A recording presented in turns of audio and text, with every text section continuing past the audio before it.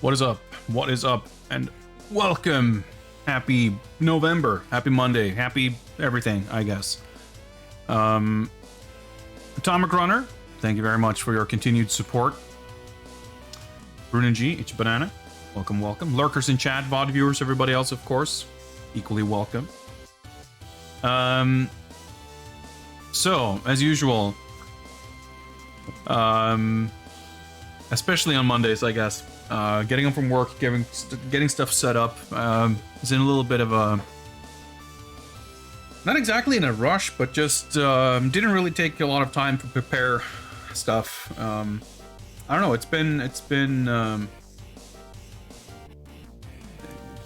like that recently. I feel like I've just been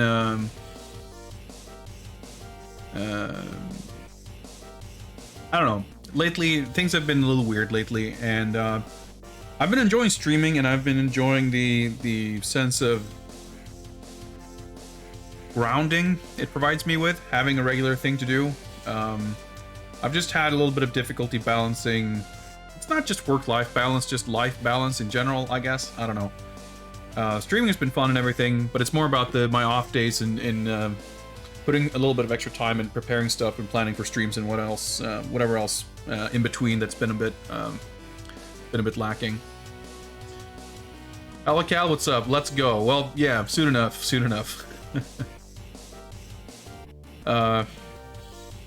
Bruno G on record speed here with the art requests. Sure, we'll add that to the pile, I guess. Sanuj Lamasar, welcome guys. Living is hard. Yeah. It can be like that. I mean, it's not all bad. I did, as it happens, sign some paperwork today, which isn't going to like change much in a practical sense, but in a formal sense, in an official sense, I've made a I'm not even sure if I can call it a lateral move. I think by strict definitions, I think this means I just got a promotion at work. My title isn't formally changing exactly, but I'm like, it's complicated. But I'm moving from one company to another within our group. I'll also be doing the exact same thing, working with the exact same people. It's more about something that, like, it's more of a formal acknowledgement of something that happened like a year ago that officially wasn't really possible to do due to a bunch of restrictions. Basically, during the pandemic, there's been this kind of state-sanctioned, like, I don't know what you call it exactly. I barely know what you call it in Swedish, let alone in English. But basically, government support for companies that are affected by the pandemic and aren't able to work at their full capacity for whatever reason.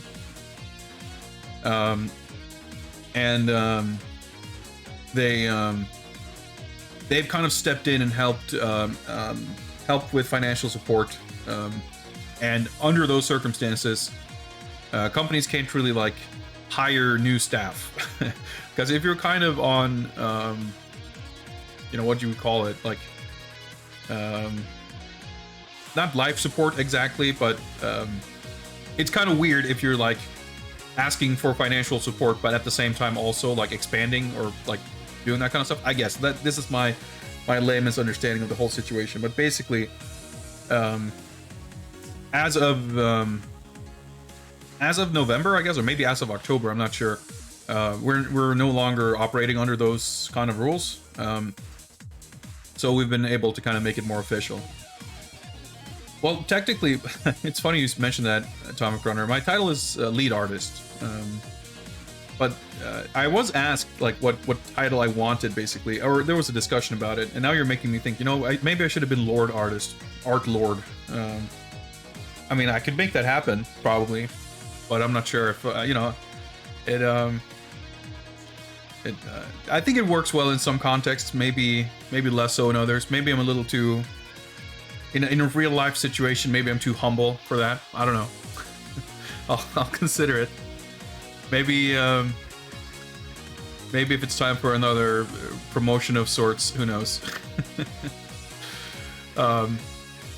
No, but apparently this does, unbeknownst to me, ahead of time. We obviously I talked to my my superiors about this previously, but I guess I'm also getting a slight bump to my pay, which fine by me.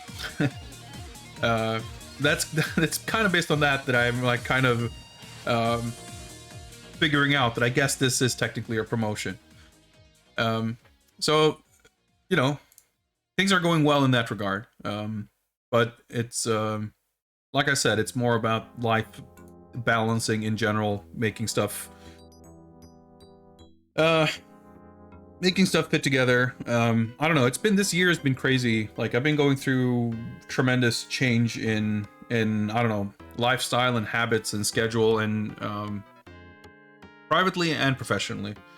So it's been a challenging transition. Not even one, there's been like 8 different transitions in different ways happening simultaneously that have kind of, I don't know, I think all this is coalescing with our entry into the shittest time of the year. And by time of the year, I don't mean like a particular 2-week period or anything. I basically mean November through March. Yesterday we went off daylight saving, so now shit is fucking pitch black all the time. And I always suffer from a bit of seasonal depression, so I definitely need to go get some like D vitamin and shit to I don't know, to make it through. But hey, you know, you can always play some video games and have fun, and enjoy the company of a supportive chat room, and you know, make do that way. Sounds pretty good to me. Yeah, winter sucks. But I mean, hey, I have a bike at least with nice winter tires and everything, which granted I didn't need to go into the office last winter really, but I have a bike now, which is nice. Anyway, enough about my life, I guess. Things aren't bad, all things considered. It's just a little hectic, and I haven't been able to put as much time into a number of things as I would have liked, but that's how it goes, right? Tonight, we are finally checking out Onimusha 2. I have been putting this off, I guess, for various reasons for, I guess, about a month and a half at this point. I think we finished the first game in September sometime, because I remember it kind of colliding somewhat with my birthday stream. And we had all the other Metroid stuff coming up, and my birthday, and then everything else, and then it's like Halloween season, and we played Extermination, and Mystery Hospital, and those games were sick. Like, that was awesome. But as I was perusing my shelves today, I was kind of, because I knew I hadn't prepared anything, I was like, man, do I want to... I just really felt like doing a completely low effort, like, arcade game stream or something.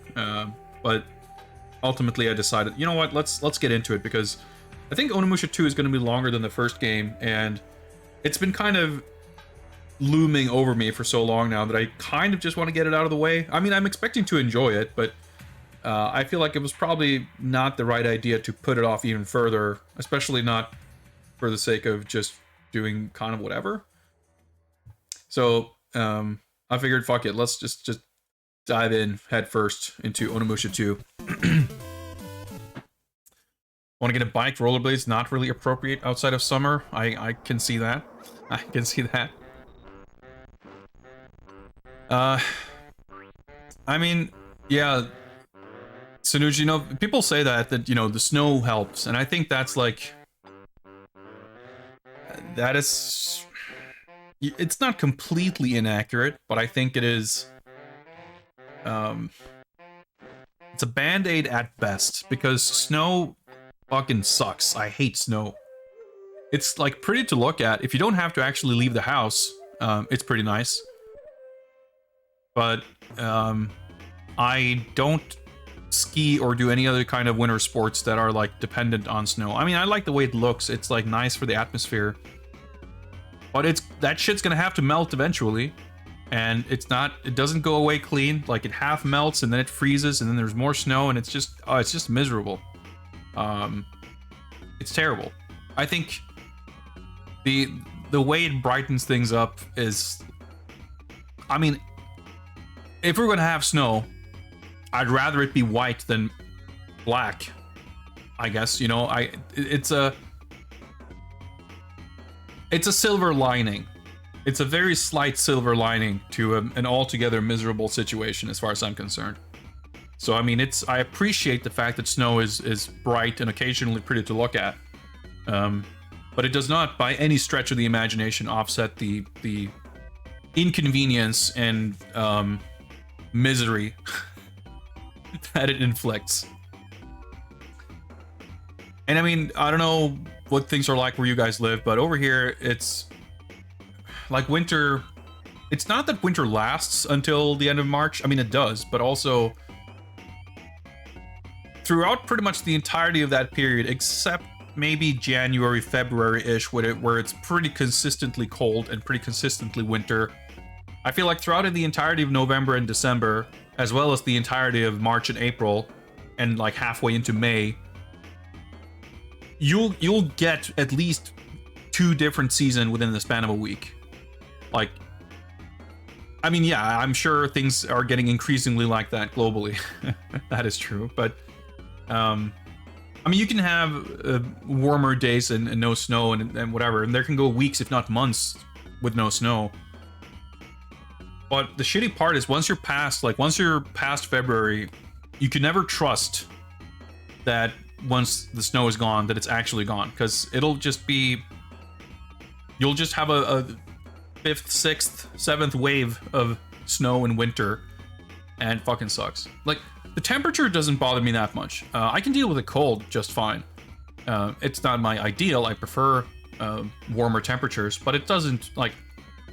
I'm a very warm-blooded person. Like, I struggle much more with heat than with cold. So it's always easy for me to put on another layer if it's cold outside. But the snow and the darkness, well, the darkness more so, I guess. The darkness and the snow and the weather, like, those are the things that I struggle to deal with in the winter. And it's... yeah, kind of sucks. But hey, let's not.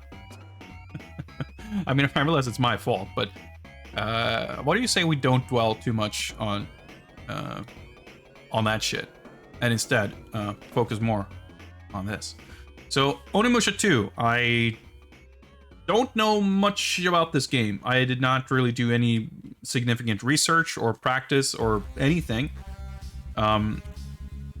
I rely on the game being easy enough to understand. I have a manual that we can, you know, consult. People in chat, I'm sure, will give me some advice here and there.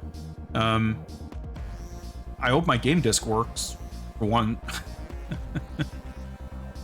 But yeah, it's kind of interesting. This is, of course, much like the first game, this is officially a Sengoku survival action game. And... I can't remember the first game. I know that Genji had like the vertically printed manual like this. This one does not, but it does have its right to left, which is pretty unusual. I don't remember if the first game did that. I won't like fully go through all of the manual, but it's pretty cool. It's got a nice little lore section here with someone else get. I'm not sure if that's supposed to be like the final boss from the first game or just a general depiction of the monsters and shit he fought, but it wasn't kind of a big snake thing. Oh yeah, we see here the fucking bone priest that I guess is oh yeah, the flying little skull thing. There's some stuff here from the first game. Bug lady, I guess that's Lord Nobunaga there being I don't know, turned into a snake or being treated or something. Dizziness, what's up? It is the boss. Yeah, I kind of figured. I wasn't sure if it... like, it had a few different forms, I think. I don't remember exactly what it looked like, but I figured that was the case. We got some controllers and other explanations. Looks like we've got different weapons. R1 for combat stance. This all seems fairly similar to the first game, as far as I can recall. I think Nobunaga's up to something. He might be. He might be.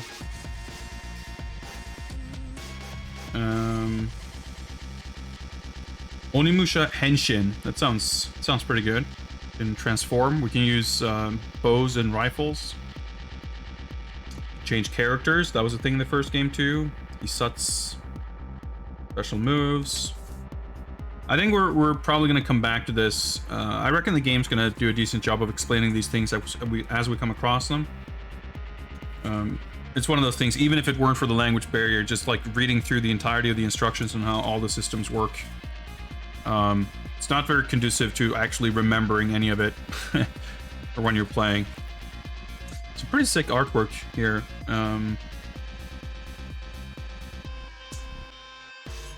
So that's Jubei right there, I guess, the main character in the second game. All the supporting characters. Part of this, like, lady right here, yeah, the white balance exposure stuff is all messed up here. Because I can't set it to auto, because then my camera gets completely nuts whenever I change anything. But, Odani no Yu, or no Oyu, I guess is her name. The drawing of her reminds, like, you can tell that that's Ikeno's illustration, but the other character, like, I can infer from that these are all drawn by Ikeno, but it looks pretty different for his style. All right, here's Lord Nobunaga. I think there was, well, let me just flip through it. Okay, there's kind of a list of equipment, weapons, and stuff. We'll see that as we come across it.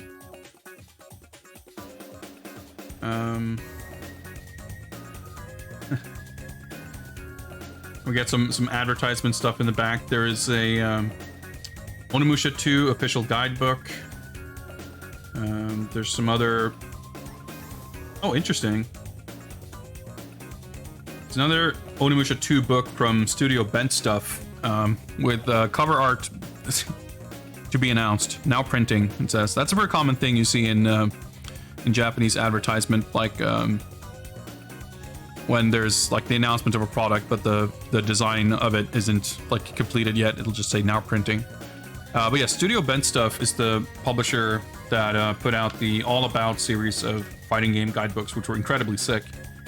So whatever this Famitsu book on Onimusha 2 is probably pretty good.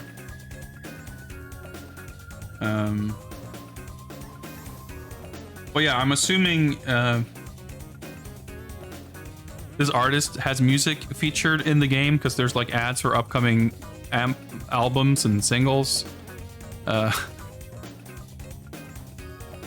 right, there's ads for the original soundtrack album, and there's a character image album. It's interesting. I bet these are super expensive. And of course, what would we be without the official Zippo lighters for Onimusha 2? It's can we get some focus here? Oh, there we go. Only 7,500 yen even. Willing to bet these are a lot more than that if you were to find them nowadays. I guess 2002 was like peak collectible Zippo lighter era. But yeah, you can see these like glimpses of other character paintings, which like you very clearly see the kind of art style, Ikeno's, the way like that's Ikeno's art of that era. Like it's very similar to a lot of the GBA and PSP like cover arts and stuff he did.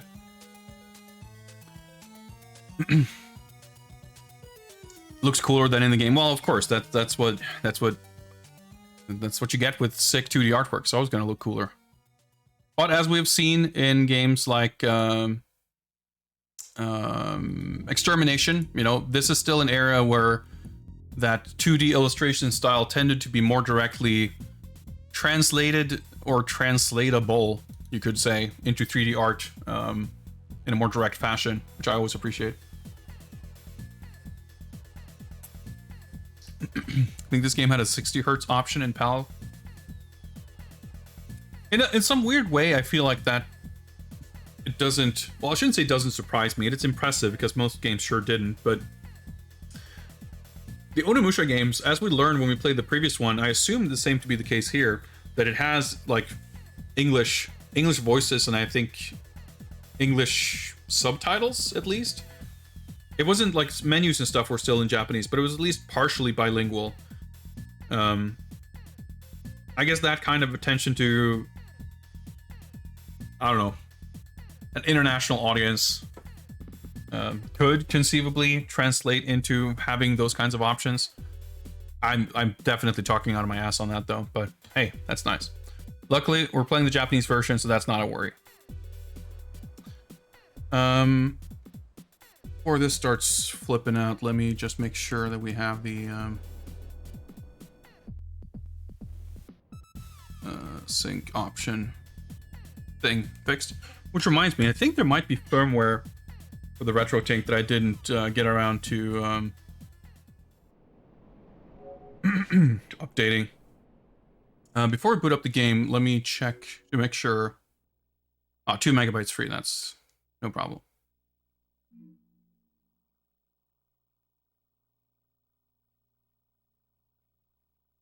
Oh yeah, should probably change my display here so I can actually see the game. That might help. So yeah, let's hope the disc works.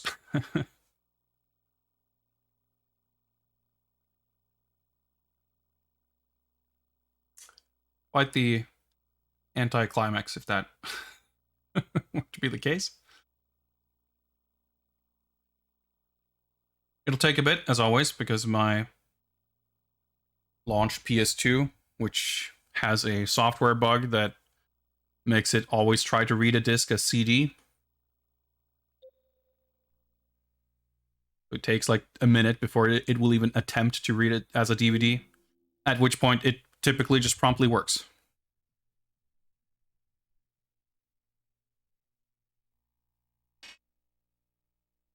No system data. All right. Yeah, well, that makes sense.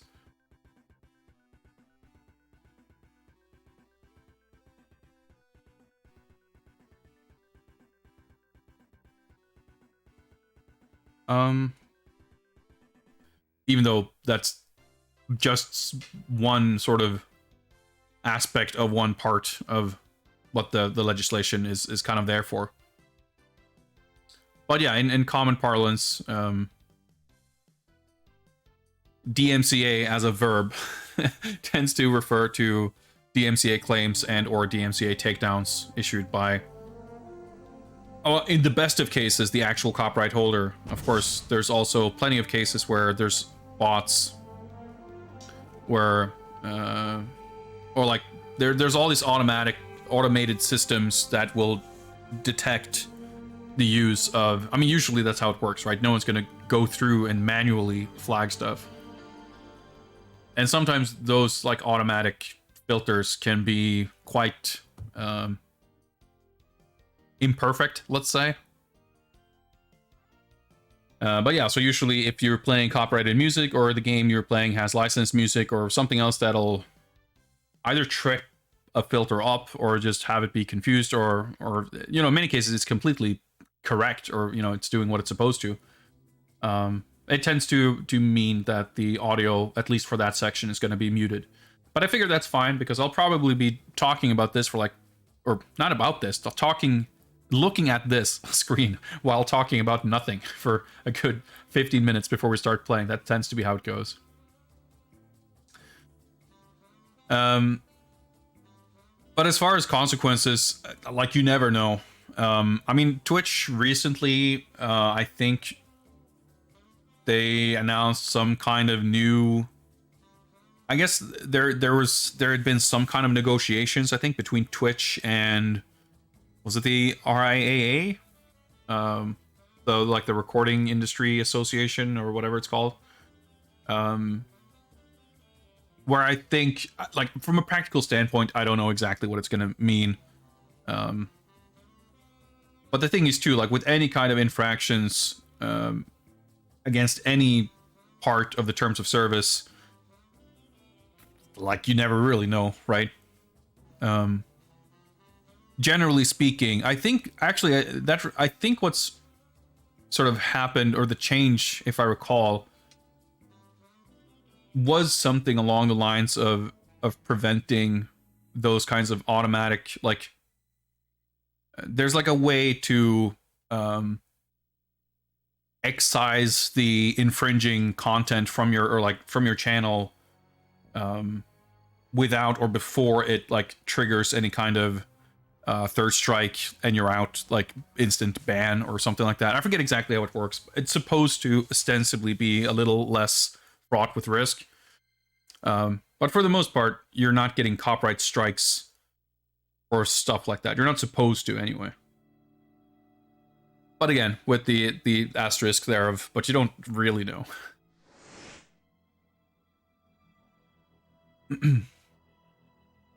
So this is interesting. So subtitle display on.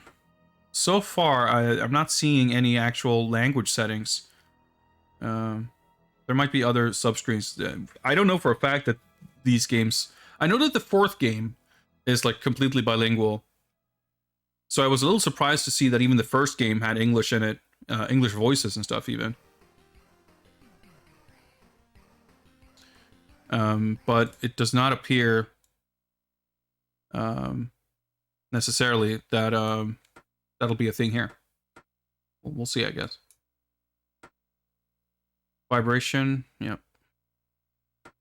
Brightness settings, I think we're okay on that. Screen adjust, I think. Yeah.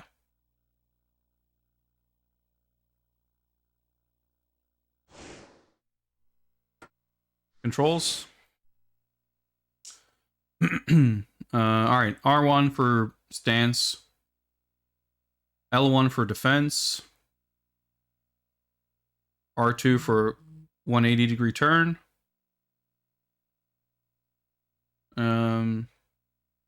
Interestingly, it looks like the D-pad is for movement and the left stick is for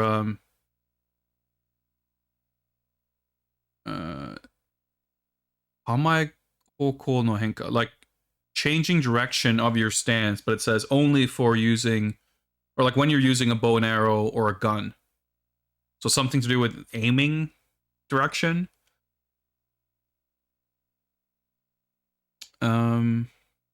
L2 is like using special equipment, I think.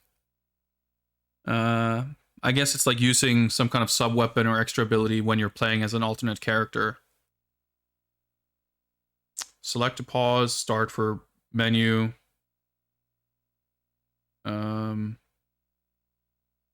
Right stick is for status display or map displaying something or other. Circle is to inspect, confirm. X, I guess, is for demon or like spirit absorption. Square to attack and confirm. That's kind of weird. Triangle to use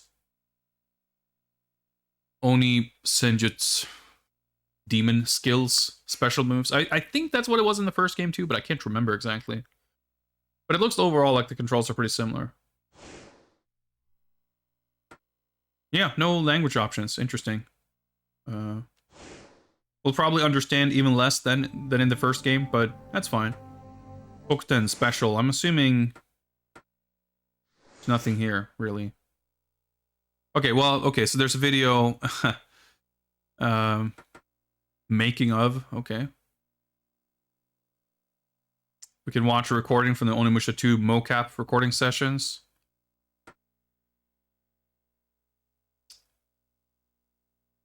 I guess this was the Onimusha 2 announcement trailer. I wonder if, actually, I'm gonna check this out real quick. I wonder if this is what was included on the disc of the first game. No, I don't think so. I think the first game, because in the first game, when you beat it, there's basically a trailer for Onimusha 2. But I think it was like a teaser that didn't really have any... I don't think it actually showed any of the game. I definitely don't think it showed the character, or at least not this much. But yeah, this looks very similar to the first game.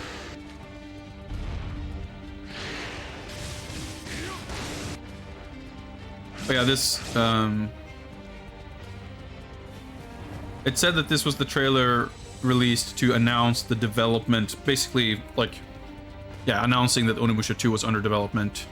There's a damn lot of gameplay to be shown here. Of course, this game did come out like 1 year after the first game, so it came out pretty quickly, and obviously, judging from the fact that the first game even included a trailer for the sequel, the development of this must have been fairly rapid.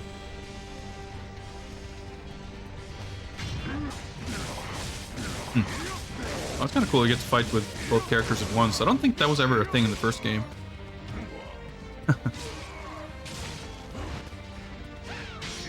Looks like environments are going to be a little more varied too, because in the first game you kind of go through these little village parts at the very beginning, but then you spend the rest of the game inside that castle. Oh yeah, that's the Onimusha Henshin, I guess. Tokyo Game Show trailer. Music clip. Yeah, Russian roulette music clip. Yeah, we can watch that again anytime we want. That's cool.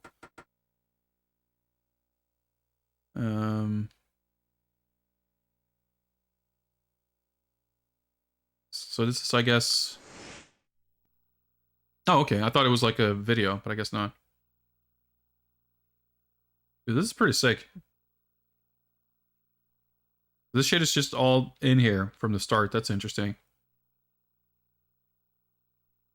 Alright, well, we'll leave more of that for later. I'm surprised that all this is just there. But I'm assuming there's... Well, clearly there's more to unlock here. I'm sure there's going to be a bunch of options and unlockable content of various kinds, but I guess it's not too surprising that that would be one of the aspects that was, like, significantly expanded. Not just in general with what to expect. Like, the first game was pretty slight in scope, and this game's supposed to be kind of bigger, and that's definitely an area you would expect things to expand. But also, I think it was quite typical of games around this time to start going kind of crazy, I mean, in a good way, with a bunch of extra contents. I mean, it had been done, of course, previously, but I think it was more expected, I think, of big games to have a bunch of unlockable stuff like that. But anyway, I've been streaming for almost an hour, so I think it's high time that we actually get into the game. Saishoka, new game, let's go.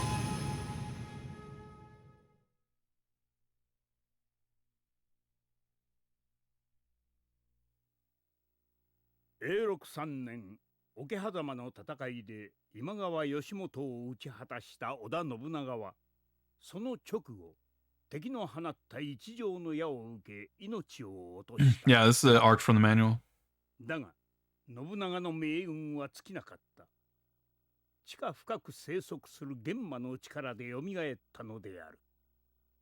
玄魔は地上に出没し、人々を襲った。だがそこに一人の若武者、明智 Yeah, no English options in this one. が現れ、玄魔王を打ち倒した。しかし、悪夢は終わらなかった。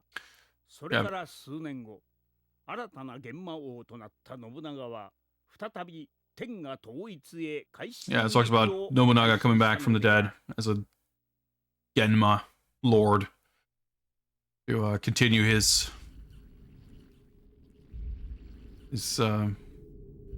rule, I guess. Yeah, so Yusuke Matsuda is the actor whose likeness they used for the main character in this game. Yeah, Jean Reno is... The third game features Jean Reno as well as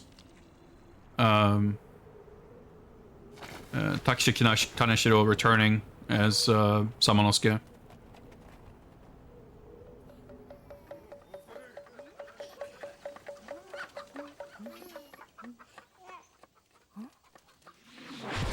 Man, I just love this era of, like, CG.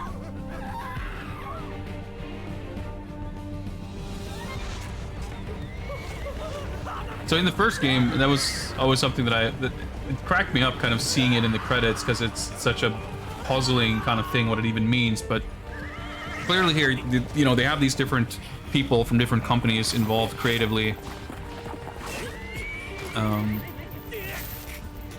But in the first game, Takeshi Kaneshiro was credited as guest creator.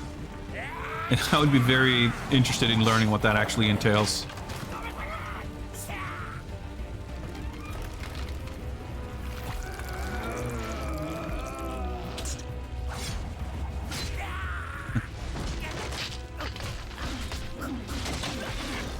Oh, rip that dude.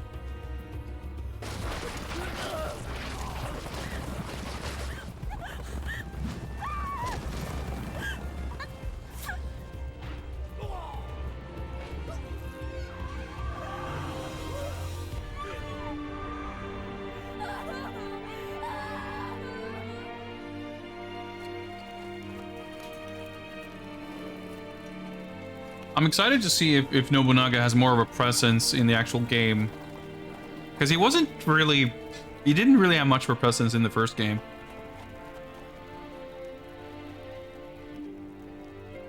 I think he shows up in a few cutscenes, and that's kind of about it.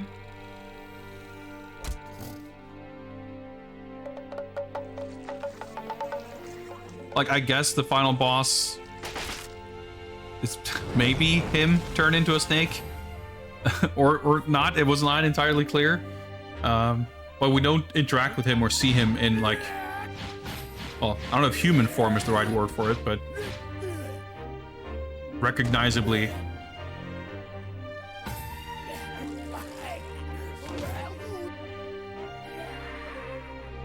just like appears to taunt, something like that. I don't even remember clearly at this point, but this looks so sick.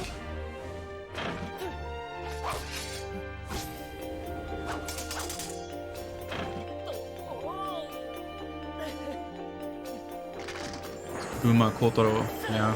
I guess we're all these historical figures.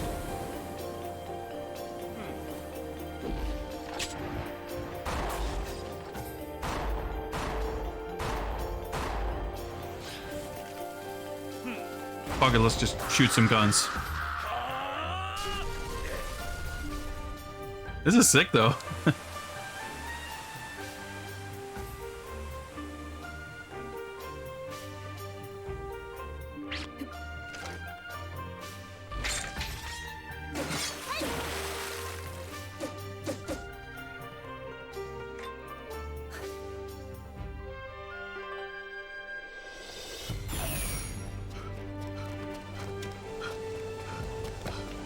It is something kind of funny about you have the main character who's like based on a real actor, and then everyone else is like clearly not. I mean, I still think it worked fine in the first game too.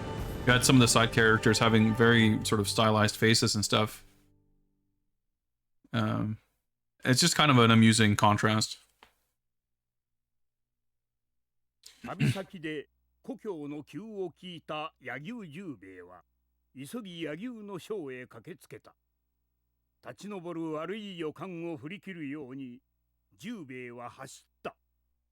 Alright, Yagyu Jubei has got a bad feeling about this. He comes a-running. I just wanted to flip back to the character introductions here in the manual.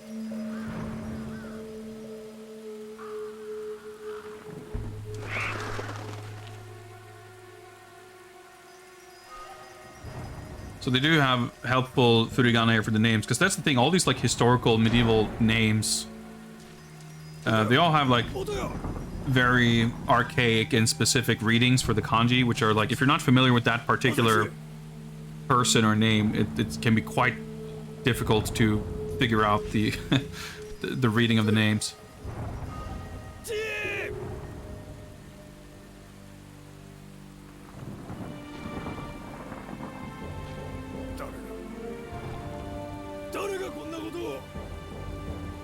Who did this?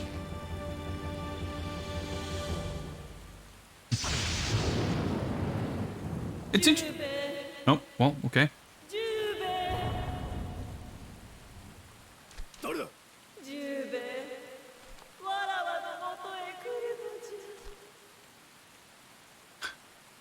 Jube, come find me. All right, okay, I guess we will. I was just about to say, I'm just pausing here real quick. It's interesting to look at the close-ups of the characters' faces, comparing this to something like Extermination. I think the face looks fine, but I think you would expect a game like this to be pretty much top of the line in terms of graphical quality and fidelity, right? Capcom always, you know, absolutely cutting edge in terms of at least artistic expression, right? And there were certainly no slouches from a technical standpoint either. So taking a look at a game like this from 2002 and comparing it, I would say Extermination, a very comparable game in terms of graphical, like what it's trying to achieve visually. Like you wouldn't necessarily expect that the characters in one game over the other would naturally be much higher quality. And I think they are quite comparable, and I would almost say that Extermination had like more kind of expressive, like detailed expressions and animations for the faces, because I remember that standing out when we played that. And it's just interesting to look at this as a roughly contemporary game, although this is, I guess Extermination is more contemporary with or contemporaneous, I guess is the right word, with Onimusha 1. But even so, it's cool to see. Not that I think this looks bad or anything, it's just interesting that you would think a game, or you would like expect maybe less out of a game like Extermination, even though it was like Sony first party published and everything. But yeah, interesting anyway. Let me just see if we can get the names here right. Yeah, so that's Yagyu Jubei, of course. Odani no Oyu, I guess is the lady. Saiga Magoich is the gun dude. And yeah, Fuma Kotaro is like the one name I can't read because it's all like very common kanji. That is the same Fuma as in like World Heroes and whatever other games.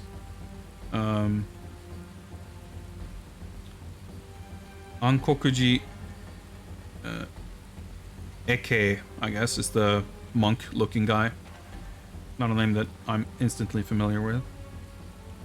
Anyway, I just wanted to check that real quick. Final boss of the first game was a demon lord trying to revive Nobunaga to lead the demon armies. I see. Yeah, like I said, I wasn't quite clear on the sequence of events there in the first game, and but the intro here talked about Nobunaga being basically about him having been resurrected at some point between the first game and now, to kind of continue his whatever he's got going on, I guess. All right, so we got armor stuff. I'm assuming some of this is gonna, well, if not all of this, is gonna just we're gonna get some demon gear. We're not gonna bother with any of this, I'm assuming. That's how it went in the first game. Alright, we got some tank controls. Got like strafing with this, yeah. Yeah, the analog stick does nothing. Quick turn. Wow, we got some PS2 blur, the motion here. It's really cool though, like, I mean, obviously it's still the basic kind of Resident Evil setup with the pre-rendered backgrounds. But there's a lot of animation with the rain and water and stuff to kind of, and the lightning flashes. Like they're really pulling out all the stops to make it look and feel more dynamic. All right, that's a save. Bot might as well. Yeah, I know.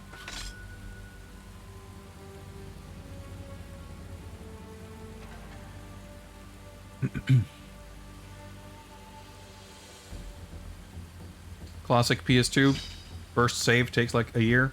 Right, there we go. So is this a thing? Okay,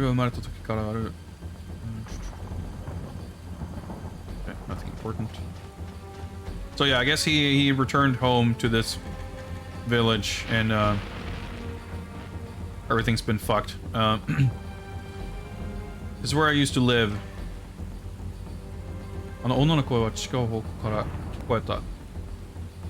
All right. The woman's voice that I heard seemed to come from a different direction. I'll inspect my house after I find out where she was. Oh wow, that's pretty cool. Like the scrolling.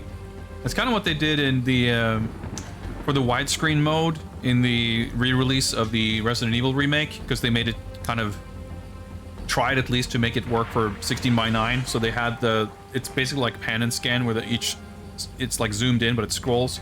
It's kind of cool that they used that same kind of technique here. Have the shadow, like, I don't know, it's super well done.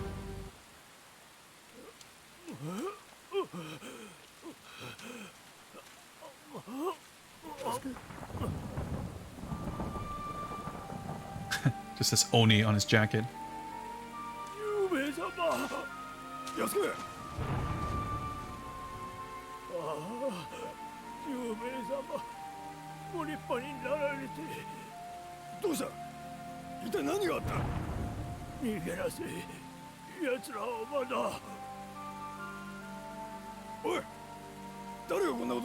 Like, yeah.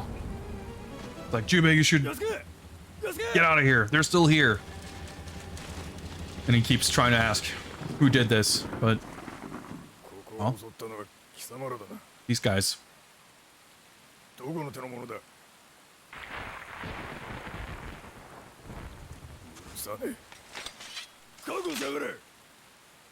I won't forgive you. Prepare yourselves.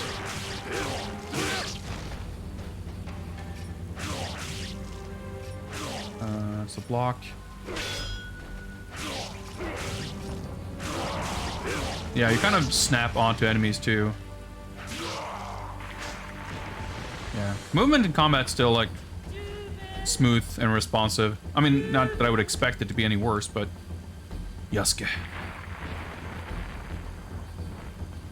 I shall have my revenge. Alright, whatever, stuff. Yeah, I mean, Bruno, you would certainly know more about Russian localizations than I would. Granted, I mean, I do know that there was, like, there was like a Russian exclusive, I think, PC version of Resident Evil 3, or there was like a specific localization, or port rather, made for the Russian market. This would have been after that, so it's not inconceivable that there would have been Russian versions. And even if I don't know what the console kind of market was like, my understanding of the current landscape in Russia is that PC is like by far the dominant platform.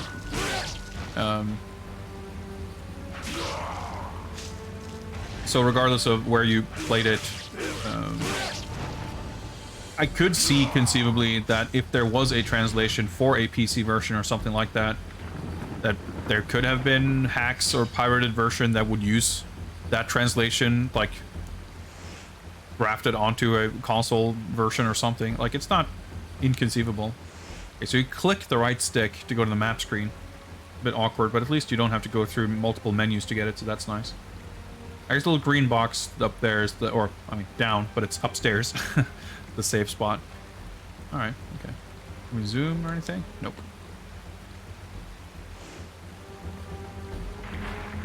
But I mean, yeah, pirates are nothing if not crafty. I'm trying to see if it looked like there was like a reflection, but I think it was just weird PS2 blur.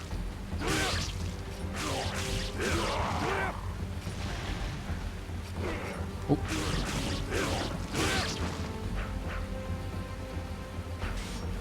Oh shit, I missed the down attack. I'm pretty sure we can just move on, but these guys happen to spawn. Dude, look at the river, it looks so good. It's very cool, like, the moving camera is an interesting touch. Man, imagine if they could have done, like, with this fidelity, it would have been so cool to see at least certain rooms made kind of like Chase the Express. We talked about that a little bit when we were playing Extermination. As a game that has, like, these sort of like 360 renders where the camera can sort of rotate. It cannot move, but it can rotate. and you have the character position kind of synced on that, so you can get basically an actual rotating camera, even though it's all pre-rendered. Because the scrolling, it's neat, but it's obviously very limited, and it kind of betrays the actual, like, because it's so rigid, and obviously there's no perspective shift. It almost looks more kind of fake.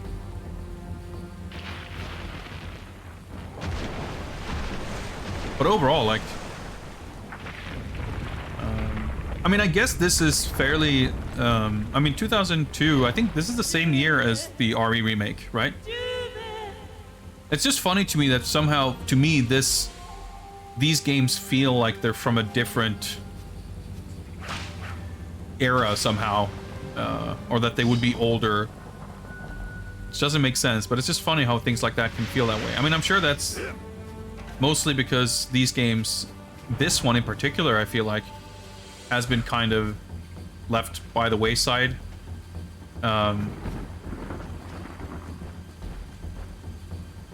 Whereas the Resident Evil stuff has become, or has remained more kind of relevant.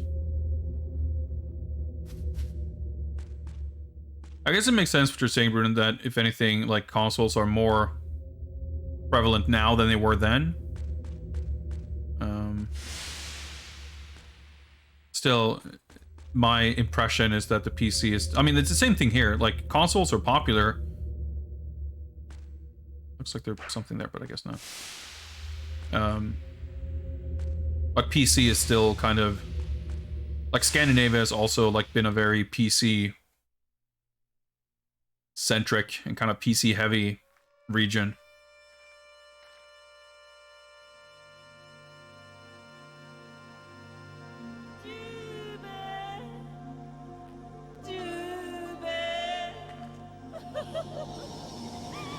We're gonna get our new arm.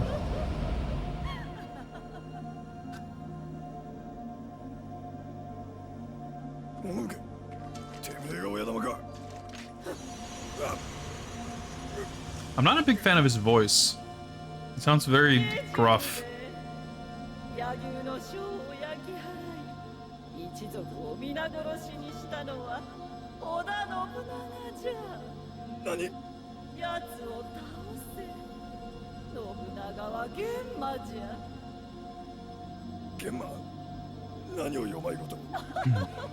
Nobunaga is a Genma. He destroyed your village. Go fuck him up.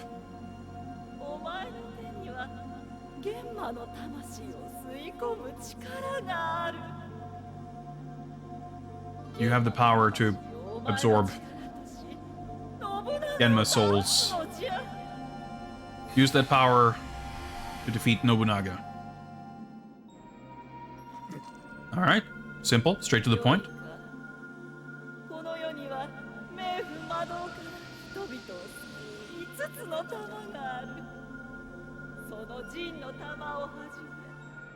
Alright, let's get this orb first.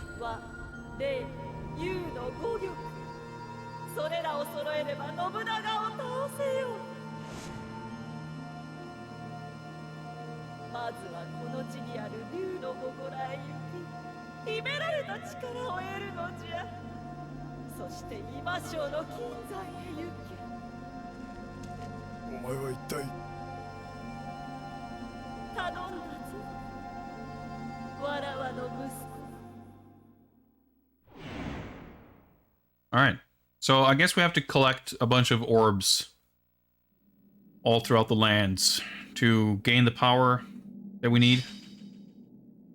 So we got the orb of Jin. And we got the Onimusha no Sho, the lore of Onimusha, quite literally.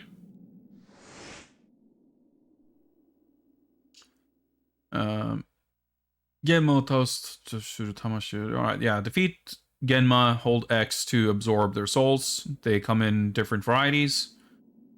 Red makes your weapon stronger. I guess those are the level up orbs.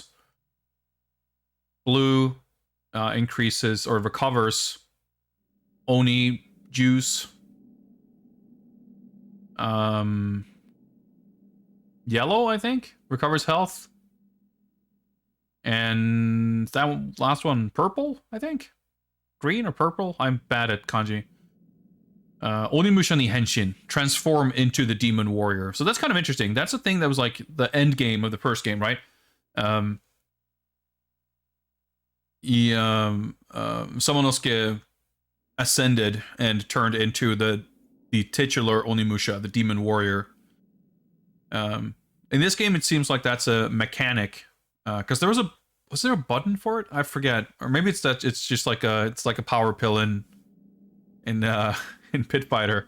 You just find it and you hulk up and you become the demon warrior. Kyoka suru.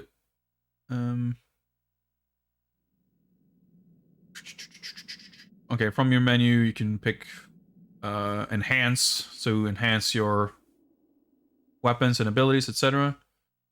Onigen Jutsuka. Equip demon weapons and then press triangle and you will perform demon techniques. Right, yeah. That's just like in the first game. You press the triangle and you just do a fancier move that costs meter. And if I recall, I think that seemed to be the case here too. The regular attack, you get different moves if you press like left plus attack or right plus attack or whatever. But the triangle move, there's just one per weapon. I mean, I don't know if that's how it works here, but that's what it was like in the first game, I believe. Okay, so if we collect 5, I guess, purple souls, we will temporarily turn into the Onimusha. Tamekogek does. Oh yeah, you can charge. You can hold the button to attack. Hold R1.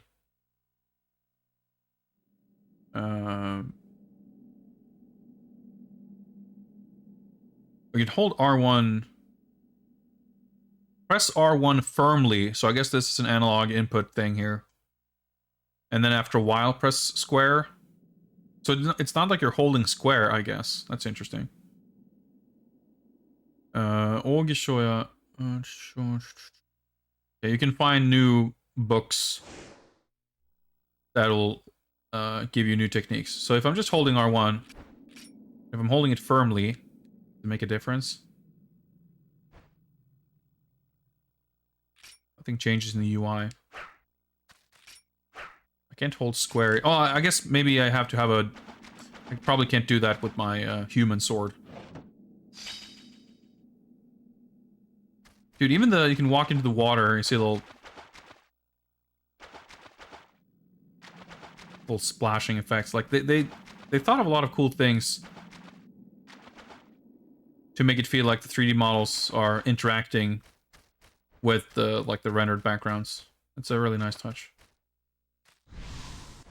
Oh, it's kind of cool. He doesn't have a gauntlet. He just has the little Sanskrit or whatever on his palm.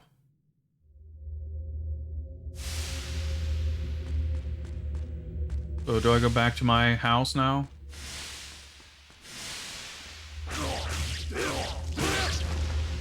Oh! Shit, I didn't realize. Or more dudes.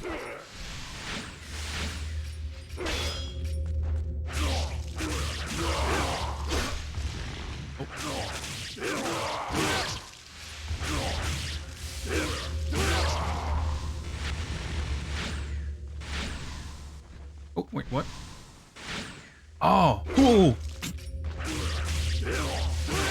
So, okay, I see. The little gauge below. That's where we get the purple orbs. Pretty satisfying. Can I interact with this?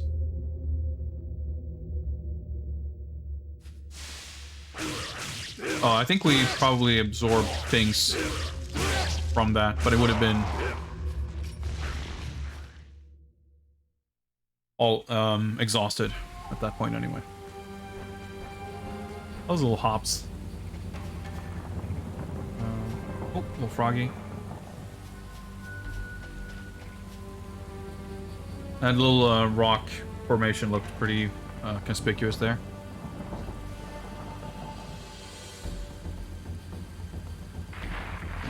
Oh yeah, she mentioned something about a dragon, and it says, yeah, this must be the dragon she was talking about.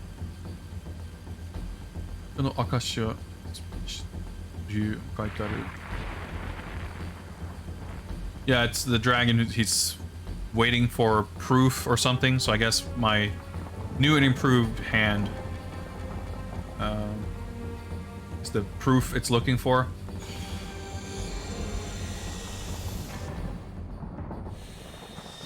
Shit, this looks pretty cool.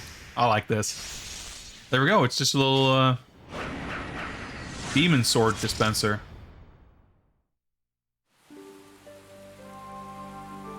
I love that little tokusatsu, like Power Rangers looking shit. We just have this like isolated footage of the character against this neutral backdrop doing his sick sword moves. Pretty cool.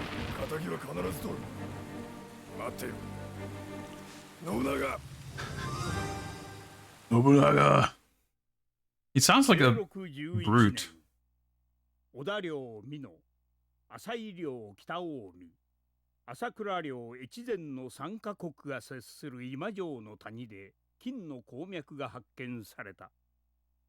ほどなくしてその噂を聞きつけた山師や商人たちがこぞって集まり、今城の町は欲望渦巻く鉱山町になっていた。Something about a town forming somewhere. I don't know. So yeah, I think the ghost lady said something about... Yeah, they found gold. I think this is in reference to the first location where we were instructed to go to find the next orb.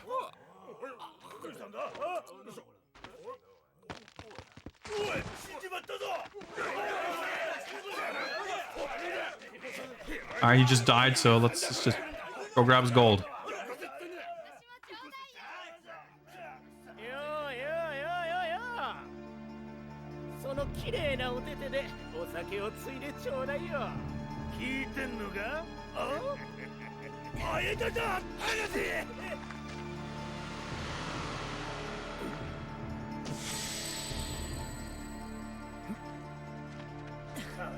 Well, there's the orb.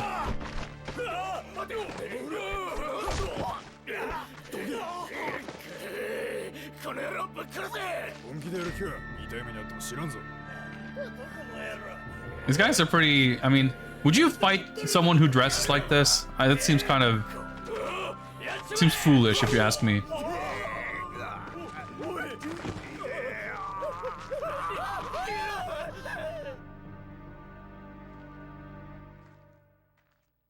I mean, I have a demon sword, and I ain't afraid to use it. You're gonna be harassing people like that? Nah, we won't stand for that. Everyone's just like, alright, cool. Those guys had it coming, I guess.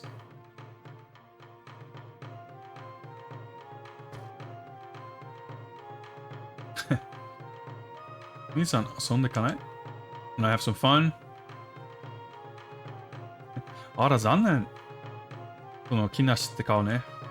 Like, wow, you look, he's all, unimpressed with our no-nonsense, all-business attitude. I mean, he does look like a bit of a grump, so...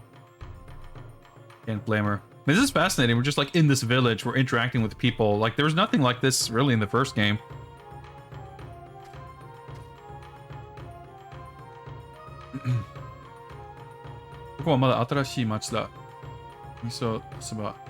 Alright, so yeah, this is like a newly... I guess this is like...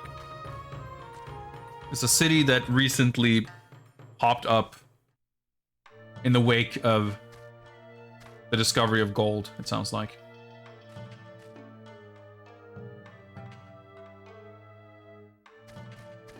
But even something like, again, if you think of these games as kind of related to Resident Evil, like, that feels weird, too, the idea of a Resident Evil game where there's, like, a village or any kind of, like, just group of people to talk to. It just feels almost out of place.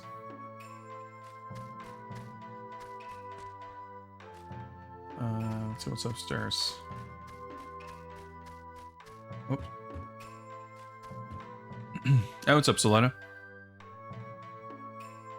NPCs can give different responses, or maybe items. Right? Old cat just chilling. Not interact with the cat. Would seem. We'll see. Like, that's a good piece of advice. I don't know if I will bother checking every NPC multiple times just in case, but if we're fucking around, we might do it a little bit. So what was that fan we just picked up? Oh yeah, that's right. I forgot. You can't enhance your weapons from the pause menu. That's you do that from the, I think, the save station.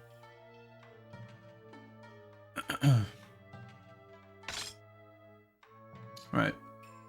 So this is the sword imbued with the power of lightning. Yeah, so we've got 1,000 gold, by the way.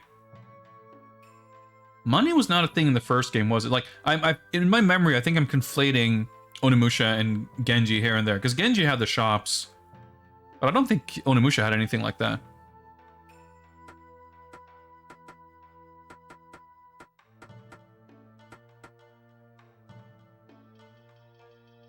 Orb of Jin. So this is like tools or items, and this is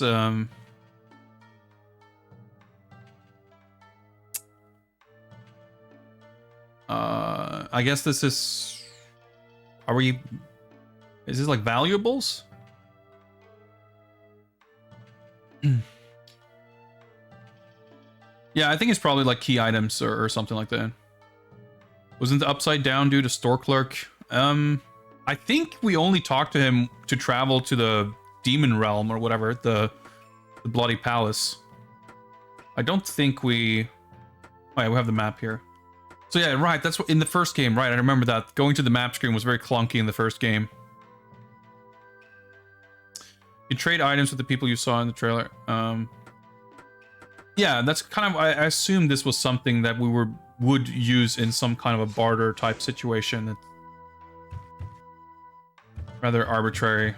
Okay, yeah, but maybe we can... Maybe this is an introduction to the system. Maybe we can give this fan to that lady.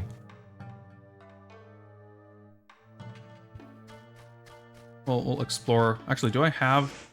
I didn't pick up a map.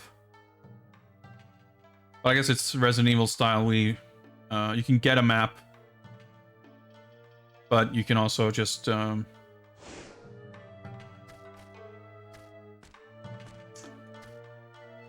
uncover the map manually, so to speak. Oh yeah, so this should be a...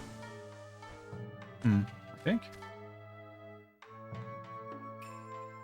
Mysterious blue water.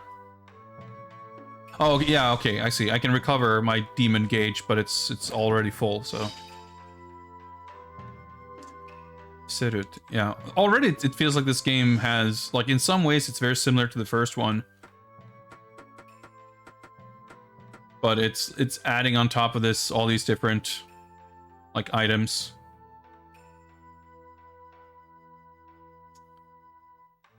Or, well, items, yes. But also systems.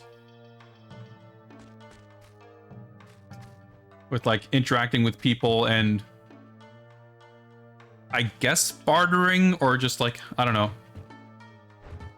What did it say? Yeah, just a statue. I mean, I guess the first game had a bunch of that too, like... much like Resident Evil, just a little bit of flavor text when inspecting.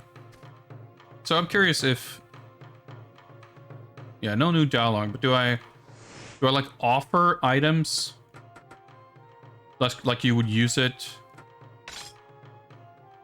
Yeah, okay. What else is like hand over?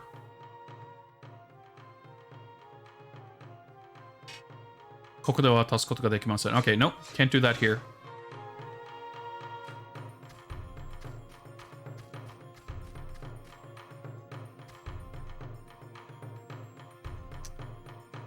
Be careful on your way up the road to the mountain. There's There's some army dudes there. I'm trying to look at the sign. I don't think I can make sense of what that sign says.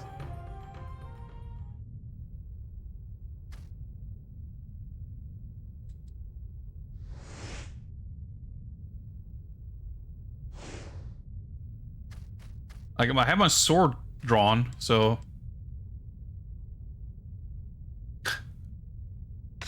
Sure, let's pull this. What's the worst that can happen? The entirety of it does seem to be spinning. I was about to say, like... Doesn't seem like it's missing something. Yeah, the art looks incredible. Like, I already thought the first game looked really nice. Like I said, it's just so, like... Because, yeah, I mean, I know that, Let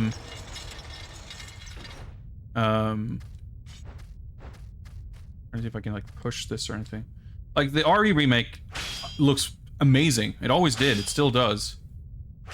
And this is, like, Capcom from the same time period. So, like, why wouldn't this look awesome? So I'm, like, auto-aiming towards this thing. Seems a little peculiar. But again, I guess these games, like, just haven't remained in the public consciousness in the same way. Making them feel like older cloth. Okay.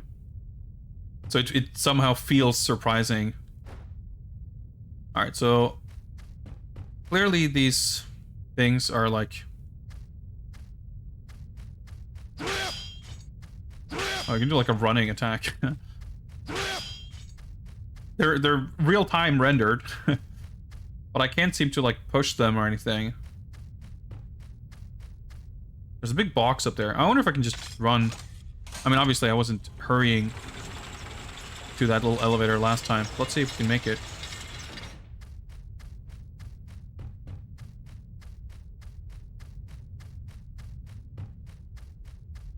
Yep, okay.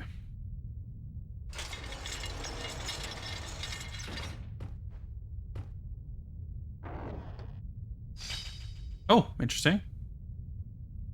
Arrows? I don't... The picture, yeah. No, okay, it's a bow. Okay. I got the kanjis mixed up, so like... Did it say it was a bow or arrow? But no, okay, it was a bow. Okay, so, interesting. So I can still use the D-pad to, like, strafe and move around, but I can use the analog stick to aim left and right. Kind of peculiar, but okay. I don't think I used the bow very much at all in the first game. Well, I guess it remains to be seen if I'll use it more in this one, but... Oh, nice. Came down for us. Okay, so... I guess the little staircase will, take me up the mountain. So there was a little save station inside the, Ooh. So there's the map. There was a save station inside that other building, so we'll go save there before we venture further north. Yeah, what's up, Val? Thank you very much for their nice words. Yeah, like I remember the like the bow in the first game.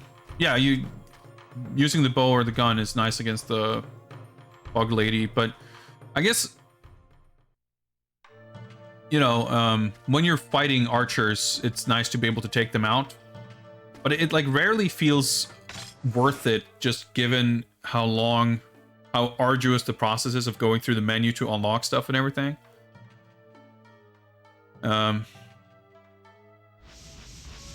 Okay. So I guess 1,000 points equals 1 bar. I'm assuming the 1140 there is the sum total of everything I've collected. I wanted to put a little bit in here just to get a sense of how much. So I guess that's about 5 or 6 full bars maybe to unlock this to level 2 or to upgrade this to level 2.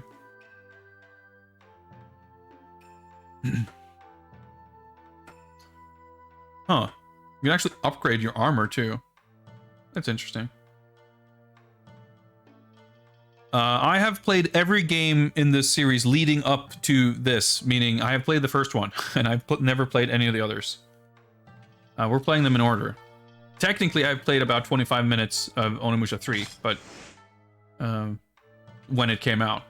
So I have no recollection of it really. But I'm going in essentially completely blind. All right, so we got the first orb, right? And the lady asked the second one, so I guess we want to catch up with her and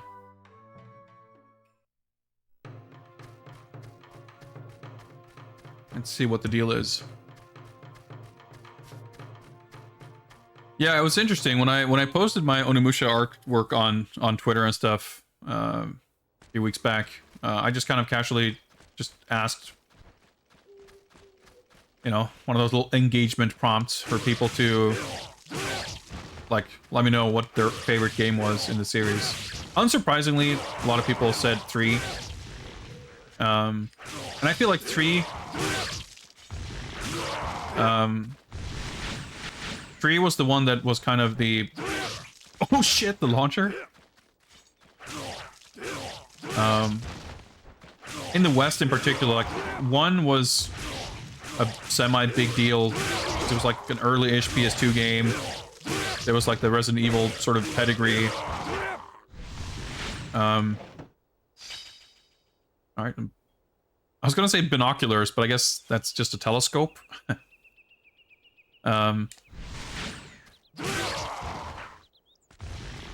Oh, that's gold, I guess. Oh yeah, you just run over it. Well done.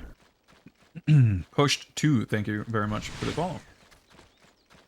Like, this one seemed to kind of end up, like, in a weird spot where it wasn't anyone's, like, first game. It didn't have quite the sort of nostalgia factor or the... Oh, I hit them both. Or having that effect of being an early game that was popular on account of... That was it, you know, at the time. And it also didn't seem to be that sort of heavily marketed compared to 3. So 2 seemed to just sort of fall between the cracks a little bit. Oh, hello. And then 4. I don't know, it was a very late PS2 game. You say the fourth one is the only one universally hated. I feel like I'm not disputing that, but I don't feel like I've heard anyone say anything about it one way or the other.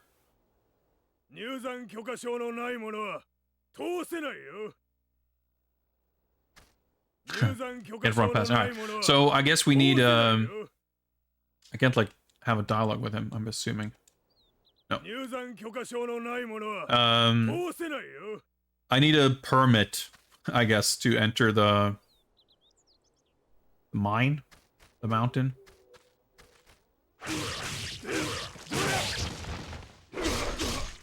Yeah, but I'm looking forward, like... 4 is maybe... probably the one I know the least about. Sick, I did the counter-attack thing.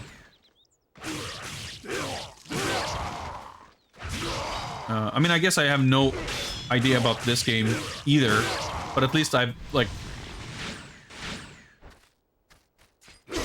Ah, shit, I was trying to... I don't know how the counter-attack really works. I guess you hit the attack button right as you're about to get hit. Well, whatever. We're getting XP for all this, at least. All I know is about 4 is I remember it's like it's on 2 disc, I guess. I sort of kind of know what the new main character looks like. Because he was in Tatsunoko vs. Capcom, right? I'm pretty sure.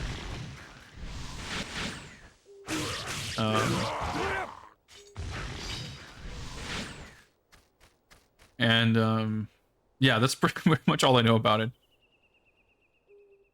Yeah, that's the thing too, right? Like, Onimusha 3... Oh, it's just... okay.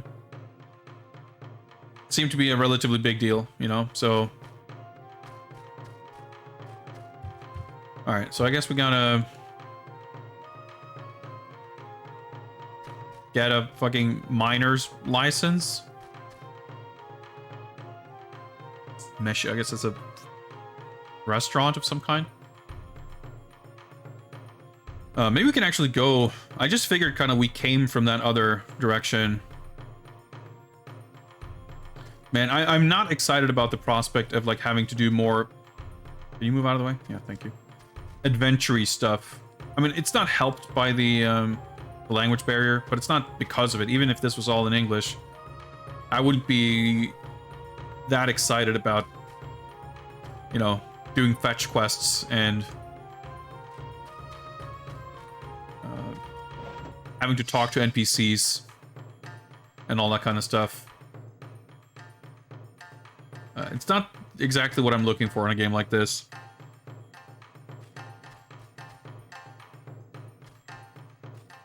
Sudi, alright, his medicine stuff. Can I talk to him? Alright. I need stuff well arranged on my table. Okay. Can we even buy or interact? Like, we have the money. Yeah, this is the game with, what was his name? Yusaku Matsuda, I think, the actor. Who I am not familiar with whatsoever outside the context of this game. But I remember someone talking about it when we were playing the first one.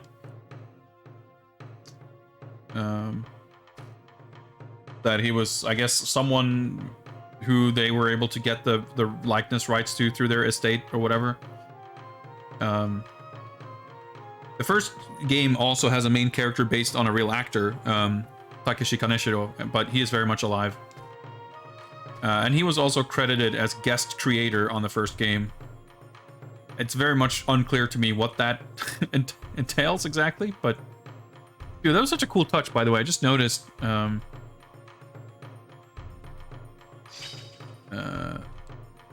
the shadow on the little NPC as he walked by. You can see there's the edge doesn't look quite perfect, because it's obviously a little softer shadow on the ground, but it's a hard edge to where the real-time shadow is drawn.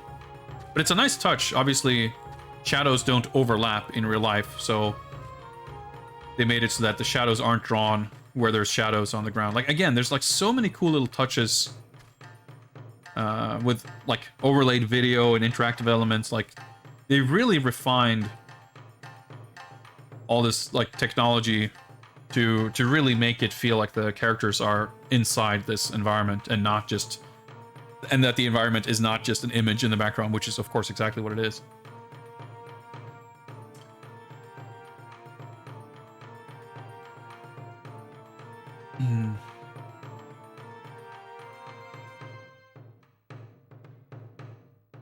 All right, apparently his partner suffered some kind of horrible accident or something, so you should also be careful if you enter the mountain. Yeah, gold, whatever. Okay, horsey.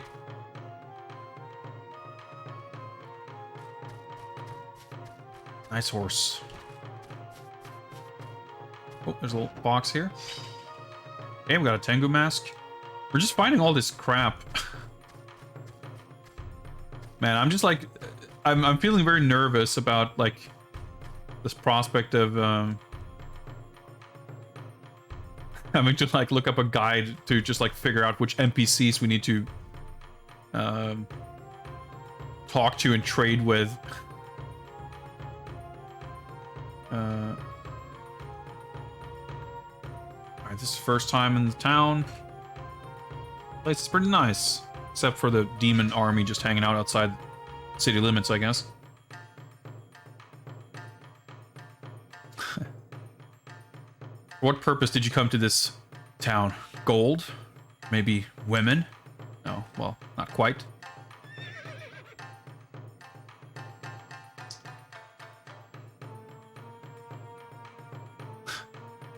Like this town's pretty fun. I'd like to stick around, but gotta get home to the old lady. There's a lot of people travel here too. I mean, yeah, I think it said when they described the city that it's like, because of the gold, this became kind of a center for business and like trading. So I guess people come here for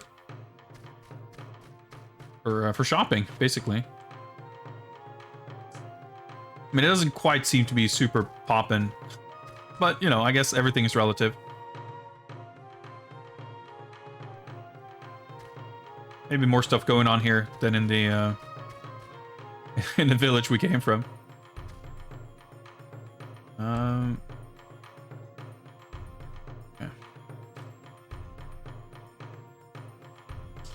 Oh, remember there's like one main NPC you would end up fighting and killing if you didn't befriend him. Yeah, I'm curious if there's like if it's going to become obvious when and where and how you're supposed to use items. Okay, this guy. I mean, okay, that makes sense. Like, we went up there, and now that we're back. Whoa, shit. So I tried handing something over.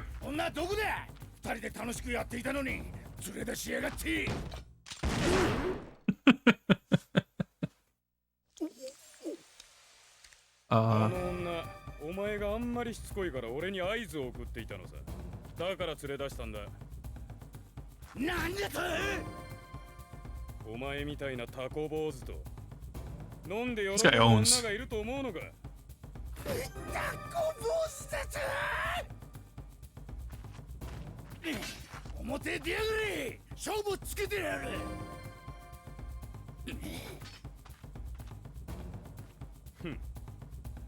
I guess he's looking for, what's her name? Oyu. And, gun dude. It's like, well, she doesn't give a shit about an oaf like you. But now I guess they're gonna duel.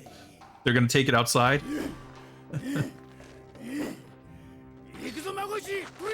Magoichi, yeah, that's right.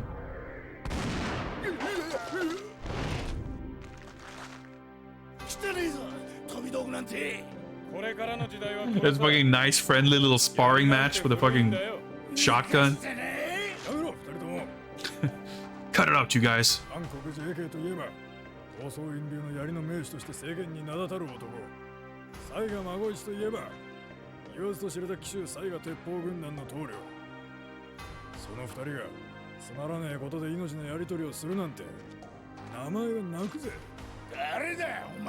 Guess he's... They all know who each other are because they're all famous badasses, I guess.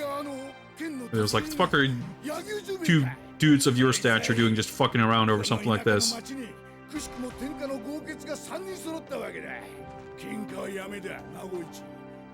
I guess we're all friends now.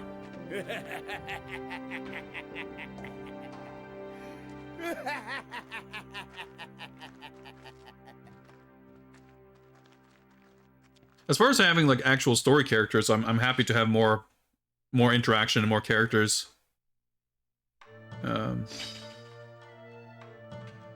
It's more the all these random villager stuff that I don't care so much about. But I guess I wasn't sure what the game was expecting. I'm getting the feeling now that running around talking to random people over and over is maybe not going to be that necessary after all. I think we just got the lore explaining, yeah, gifting crap to your compatriots. Yeah, in this game you can gift stuff to your pals. And in exchange you can get stuff that'll help you on your way. Well, what does...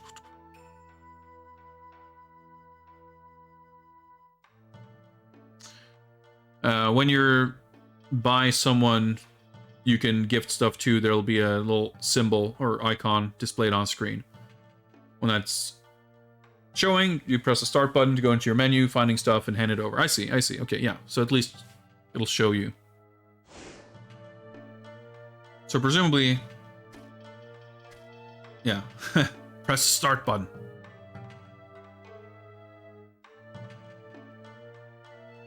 Oh, I heard there's ancient lore in this city. Some old writing scroll or whatever. I'm looking for it. It's not that easy to find. I'm sorry to impose, but if you find something, would you mind telling me about it? So we did, of course, have find this ancient lore. But before I hand anything over, I'll go see what this guy has to say.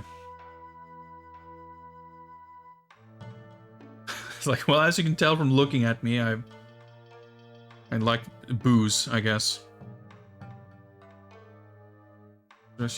があるって話じゃねえか。一度でいいから飲んでみたいんだもん。It's like, yeah, I would love to at least once in my life get to drink some rare liquor, which I guess we don't have. Well, let's gift. Oh, there's a different camera angle here. Sure does seem to be enjoying his drink.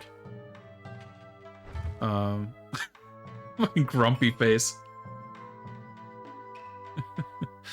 Magoichi over here. Let's bestow him the gift of lore.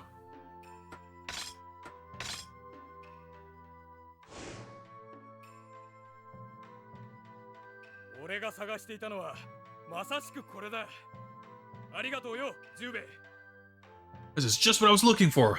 Thanks, Jubei.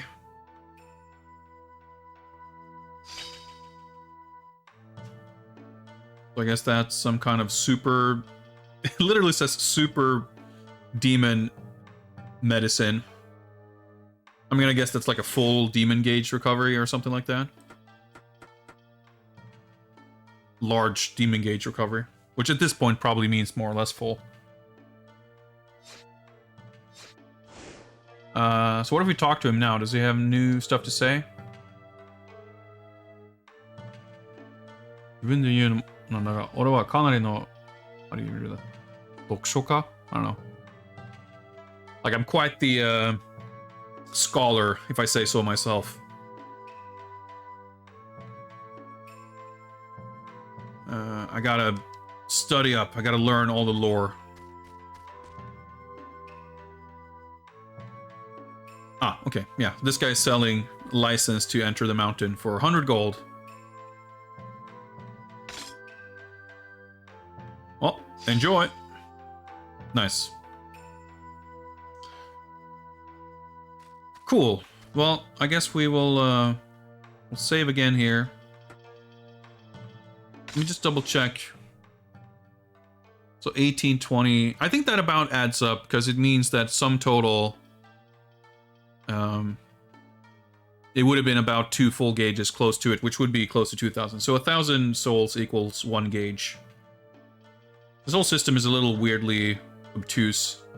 I mean, not obtuse, like it's clear how it works and everything, but it doesn't tell you how many points are left. Like, they have this number, but you can't see how many you currently, like, I don't know. You have the number and you have the gauges, but you don't get information on both in all places. I don't know, it's a little strange.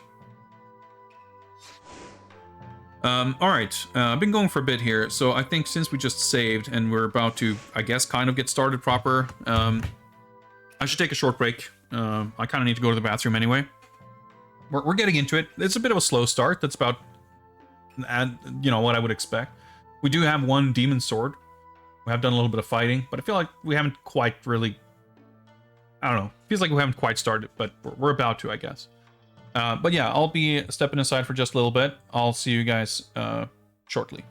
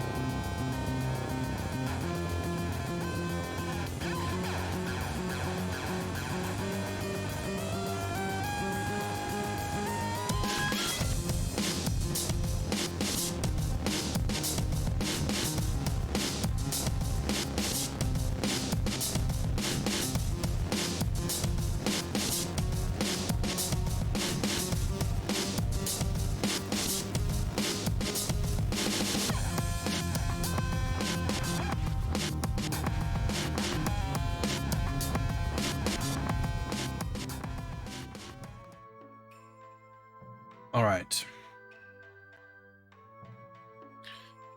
Just a quick break, and we're back. All right, let's well,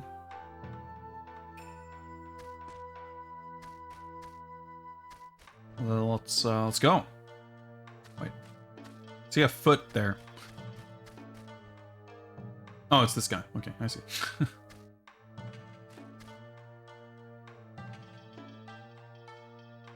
This guy's been drinking too much. Collapse sitting on the floor. All right, let's see if we can finally get somewhere.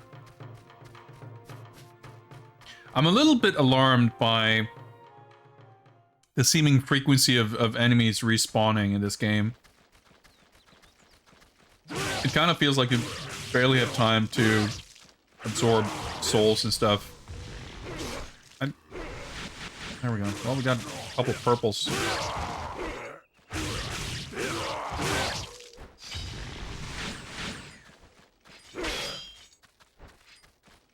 I guess you do want a little bit of grinding, but I guess you're also not necessarily incentivized to stop to fight everyone. Because that's the thing, like, the way they kind of pile up but not quite.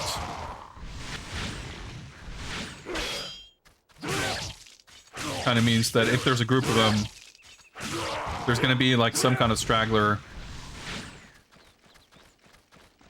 that if you're taking out the last one, by the time that guy's dead, there's like a new bunch spawning. Anyway, we showed him our license. Very well. You may proceed.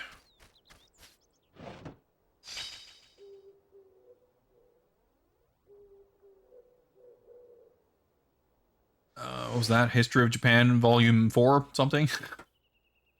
Yeah, do we have a lore? Yeah, we have a... Wait, what? Oh, this is like tutorial stuff. Is it a key item?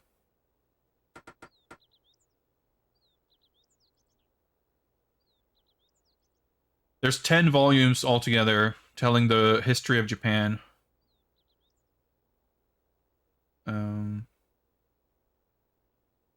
So I wonder if this is...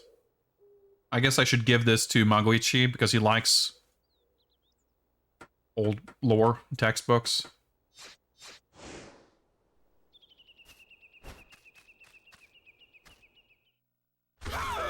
Oh. Help! Monsters!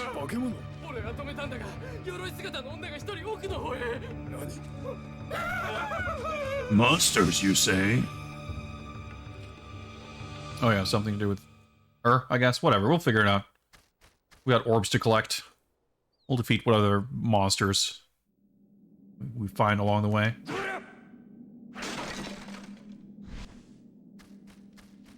We didn't get like a map of... Well, okay, I guess saving before... Kind of whatever. So, presumably... How hard is this thing to hit?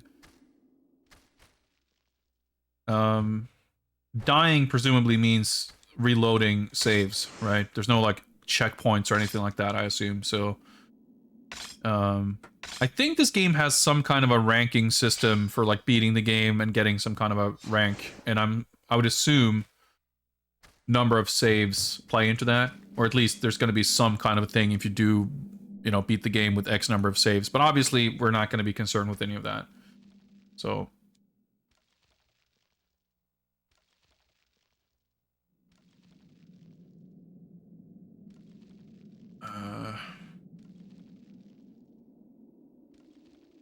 大して面白くねえしたな。なんか面白いもんねえか。Like, do you have anything interesting? Well, that's a bit vague.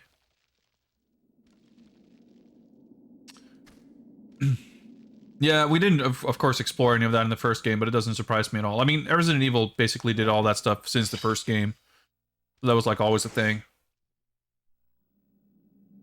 Are we to infer from this that the downstairs little path goes nowhere? In which case, we should obviously check that first.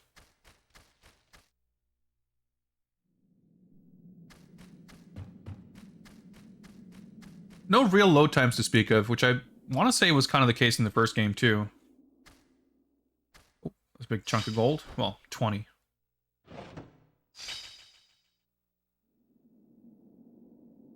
Something, some kind of Genma lore.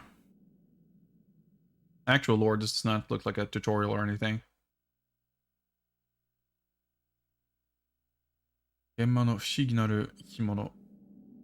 モズンがこれを守る。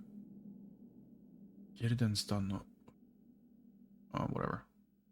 I don't think this is going to be that important. That's a different looking box. Key item box. Puzzle box. Oh boy. So, I guess this... we push this thing. Yeah.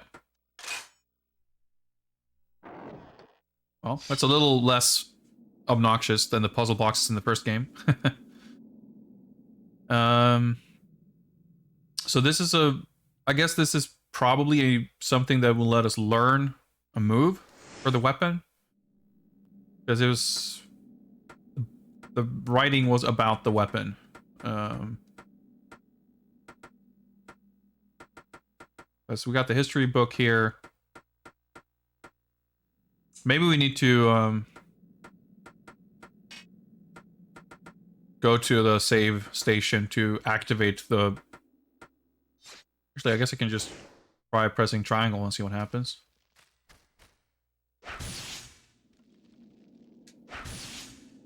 Starting to see look like, okay. But it appears it drains 0 meter when we don't actually hit anything. I don't think I actually even tried to press triangle before, so I don't know if picking up that book allowed us to use that move. But let's go to this and see if... No, it's still just like basically... Because the purple lightning sword book does not appear to... Oh, there we go. Never mind. I was going to say it doesn't appear to exist in our inventory, but there it is. Okay, yeah, so there's like story item. Yeah, I guess this is specifically just trading items. And this is like just a hodgepodge of consumables and story, like key story items. Yeah, license. Like once you've showed it once, you can come and go as you please. Oh yeah, so with the scroll, you can unleash a hidden move. So down, up, square. So I wonder if the moves...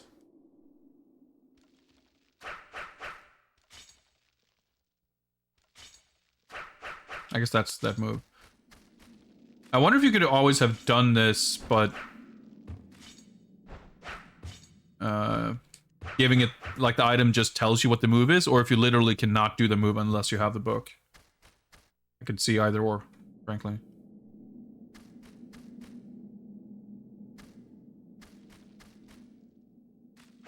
So, like, I guess, I mean, I could gift anything, I suppose, but the implication from what he was saying seems to be that I should find something of interest in here and then give it to him, but who knows?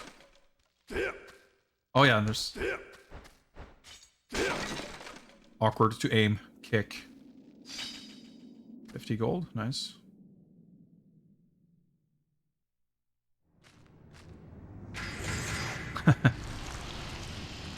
Pretty cool. Yeah, remember these guys from the concept art gallery? Oh, hello. I was not an ideal positioning here.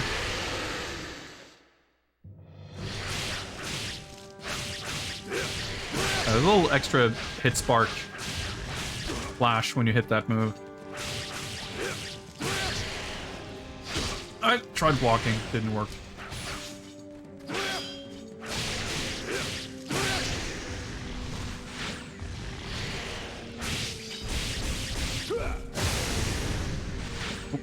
Just saw something falling, but I guess that was nothing. Alright. There was like a branching... no, there wasn't. Okay. I thought there was a branching path, but... I guess not. Or straightforward so far. That's fine. I'm the type of person to get lost in a straight hallway here, so. I like the running slash. I got a little heal there. Nice. Sometimes the camera can be a little unwieldy, or just like not what you want it to be.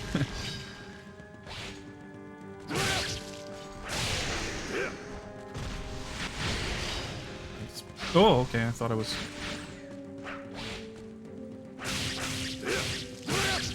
Accidentally turned around. So I like locked onto him. I didn't press the stance button, but I still got. I don't know. I like the automatic targeting. It's very helpful. It would be very frustrating to kind of aim correctly without it. But sometimes, especially in combination with like changing camera angles, it can definitely result in you aiming in directions you did not intend to. But he's just chilling up there.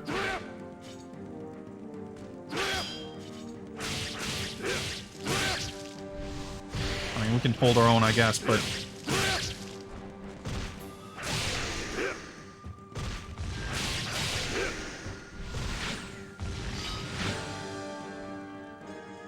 I say, is the demon fog gonna disappear? Not yet.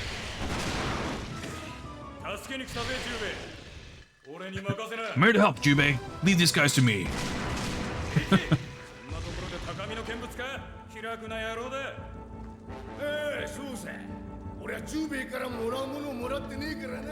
Oh, okay. I see.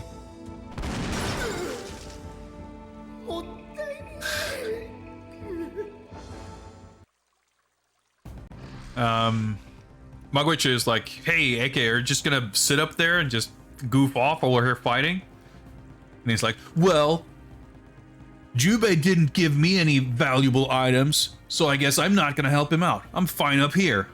And then his drink got shot. So that's very on the nose. But I guess we're expected to pamper our friends with gifts constantly if we want their assistance. I mean, I didn't think I had anything that he really was looking for. Like, I guess I'm just meant to fucking guess, or like the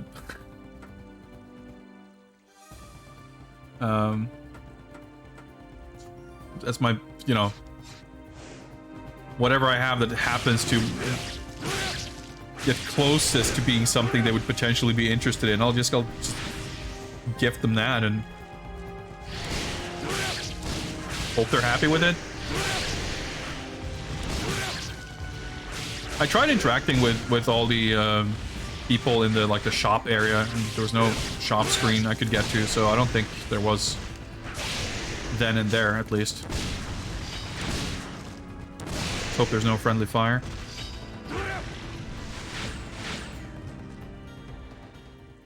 Cutscene trigger. Oh, it looks like we cleaned up.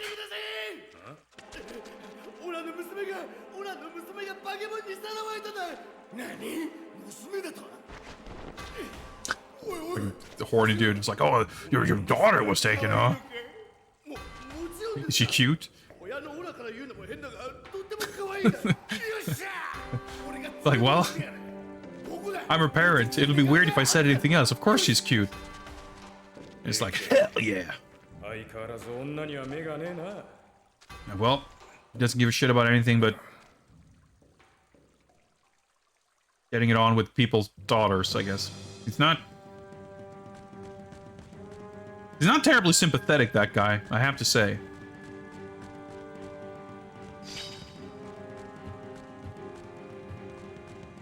He's like pretty much been nothing but a jerk so far.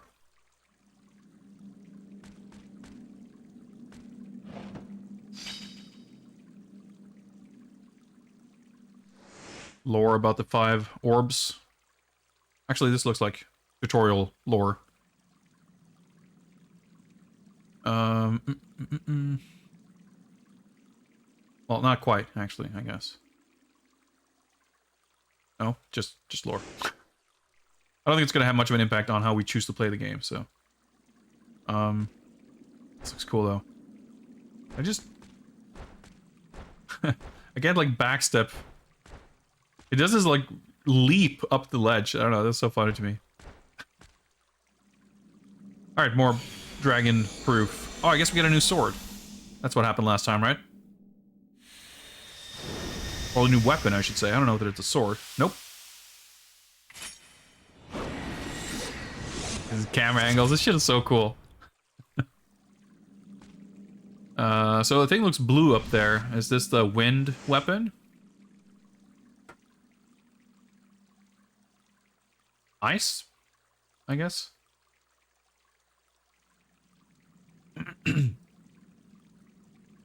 Alright.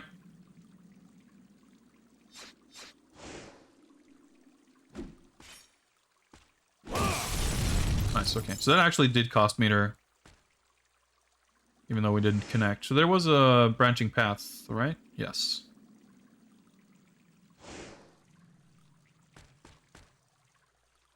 Man, you're so, like, fast and swift in these games, too.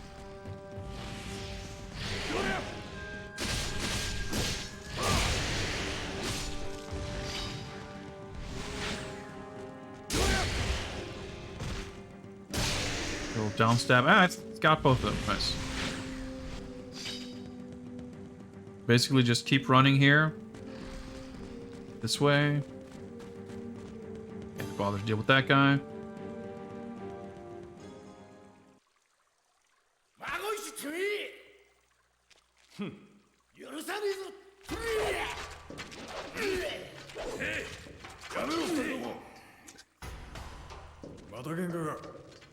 Fighting again? Didn't find the girl yet. So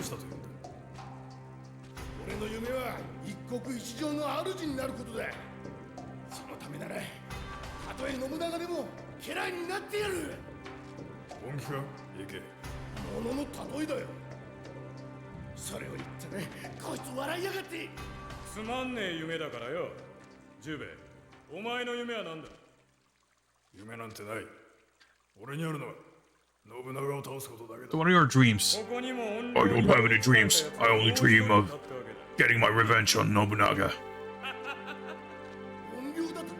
This Jubei fella, he's a bit of a stick in the mud, isn't he? I mean, granted, his village was just destroyed and whatever, and he was thrust into some kind of unsolicited holy quest. But, he's, like, not very charismatic as a character. I don't know if Samonosuke was, like, incredibly charismatic, but more so than this guy, for sure.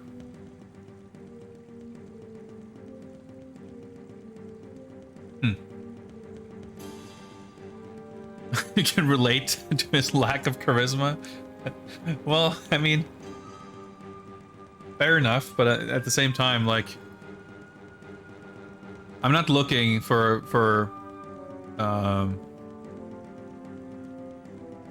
not looking for a main hero character to be quite that relatable. I guess I prefer aspirational characters over relatable characters in to that degree, at least. Yes, this is some kind of a demon seal, and there's ice in the center of it. Which means we stab it with our ice spear, and it explodes. Yeah, the weapons are, like, different in feel. Like, it's very exaggerated. Like, it's well animated and it feels good. I mean, it's that, like, Capcom quality, basically, right? Nice plastic CG skulls over there. Oh, little hop.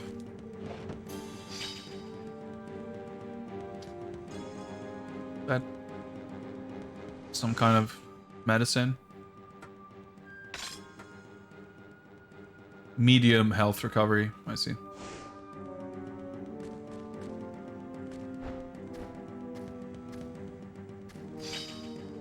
Looks like a puzzle wall.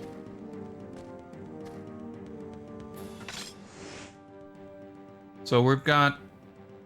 It's so confusing. You look at the number, and that's like the total number of... Like the combined total of what we've already put into the weapon and what we currently have on us, basically. But just to kind of get a sense of this, let's just pour all this in. I'm expecting this... Okay, I was expecting it to go halfway, but not quite. So I guess it's probably 7,000 to level this up. We ended up not having to stop to grind to level up the weapons in the first game. But I think in the first game, correct me if I'm wrong, but I believe there's like... You level up the weapon's power separately from their abilities to unlock doors. I guess I don't know if the weapon-based door unlocks are a mechanic in this game or not.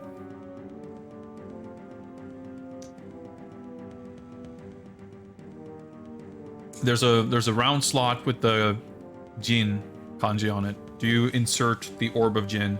Yes. What else am I gonna do with it?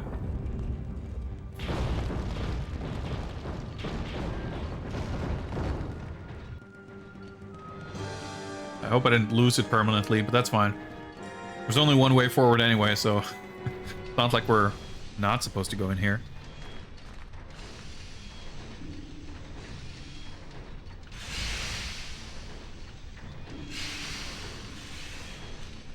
Man, all this animation and stuff.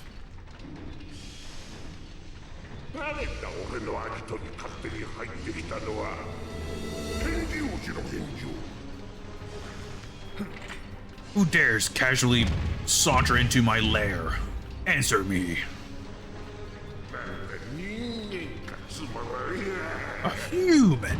How boring. Why'd you come here? Looking for a girl. I don't care about you.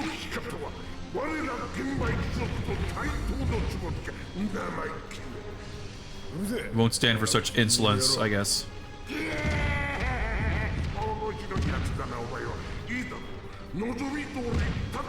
You're pretty fun. Well, very well. I guess I'll kill you.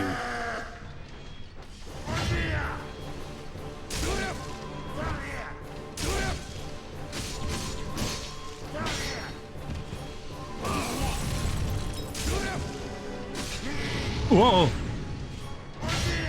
Well, I can still block that, so... Whoa, no, hang on.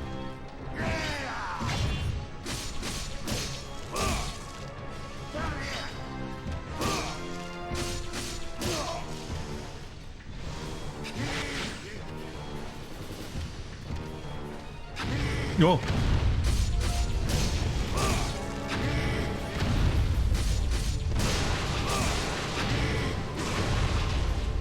Okay, couldn't quite block that. I wasn't sure if he could land on me or not. It seemed like he would have previously. It didn't. Yeah. You can kind of... Oh, that's some healing.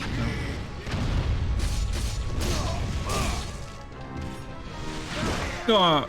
Okay. Oh, he's helping out. Kept you waiting, huh? Yep, sure did. Oh, I guess this is what we saw in the trailer too, with the friends helping out.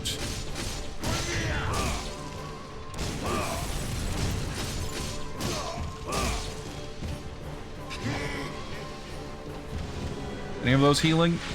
Nope.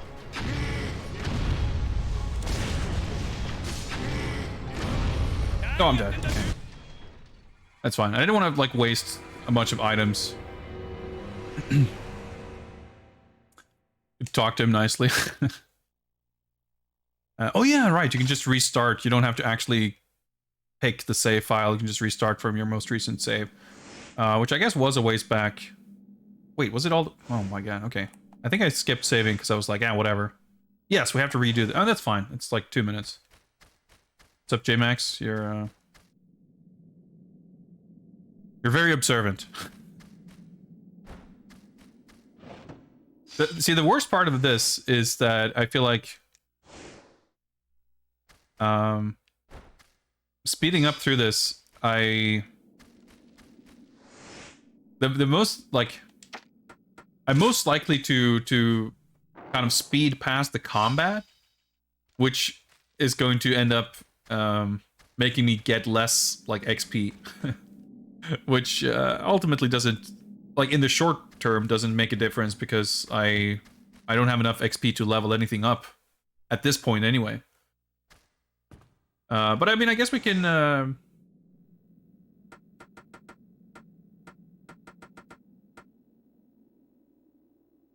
Can see if we can give him something.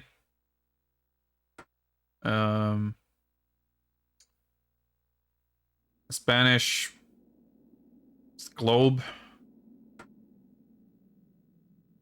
Portuguese pipe.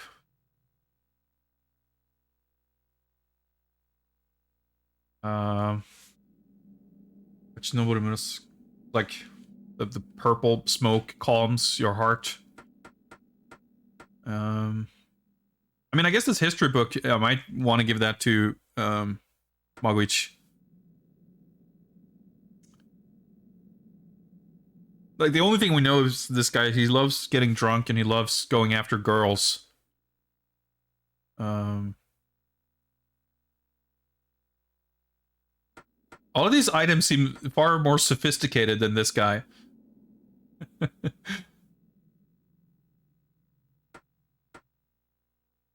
Except maybe this, I don't know. What the fuck do I know what he likes? I mean, I know what he likes, but it is interesting. Fuck it, let's try gifting this.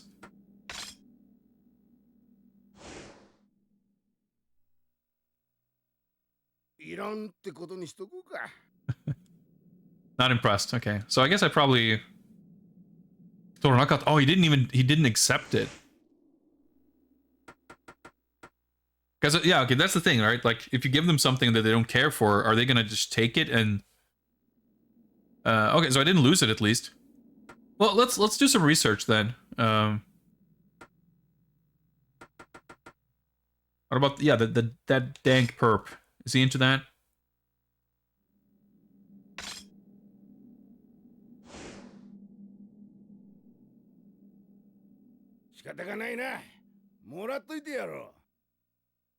It's like, well, I guess I'll take it.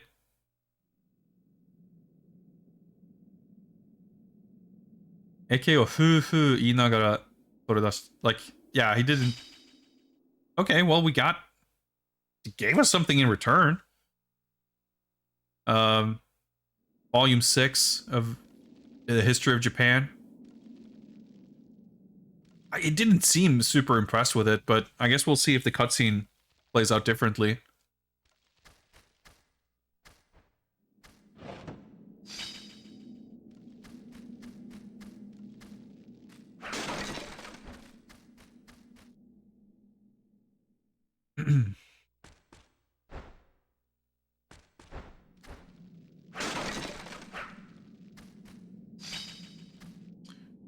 So we go to the fork in the road here. Take a right to go downstairs. Ooh, research. Can I skip this? Yes. Good. Good to know.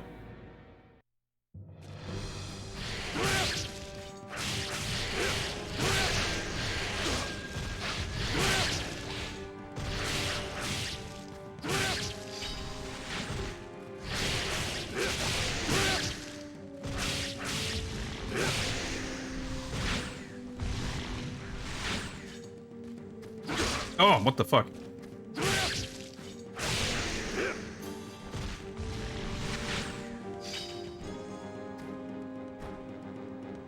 Oh, I saw something shimmering, but I guess it's just general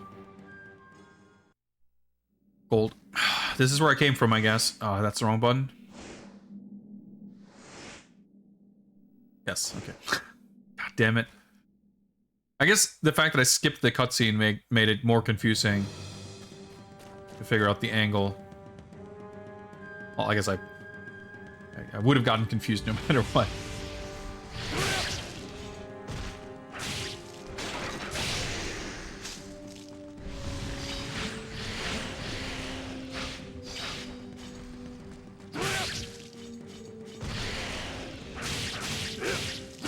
Oh, this his hat flying off? I see.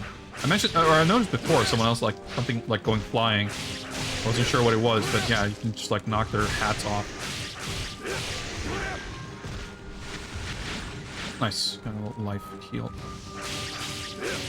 Oh yeah, the holding R1 thing. I just accidentally kind of did it. Okay, I think that's enough. Hey, what's up, Kickman? Happy November. As you wait for them to fall completely so you can round stab.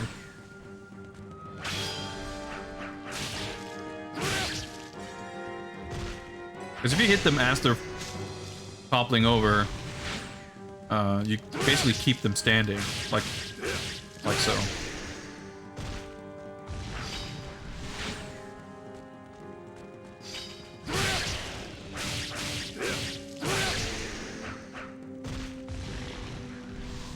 Again, he didn't seem super impressed, so I wouldn't be shocked if it plays out the exact same way.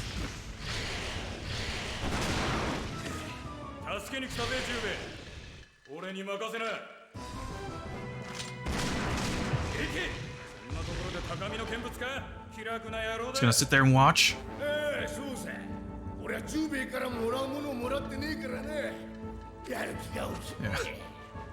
I mean, he didn't receive nothing, but oh well.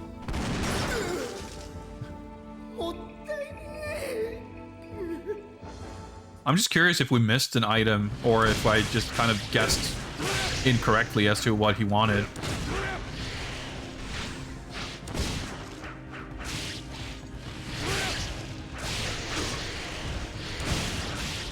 Like, of course, I could choose not to put myself in this kind of spot, but it can be a little awkward. The camera angles and stuff. Like some gold.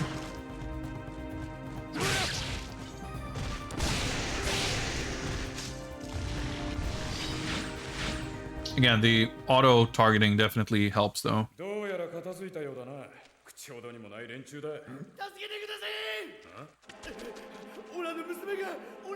yeah. Daughter's been taken. Time to go collect the ice spear.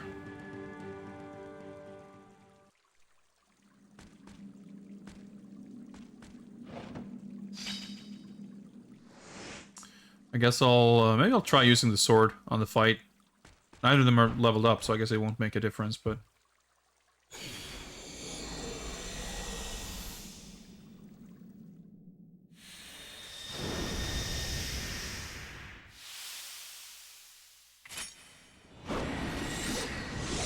This has the range, of course, but I feel like if I had an issue during the fight,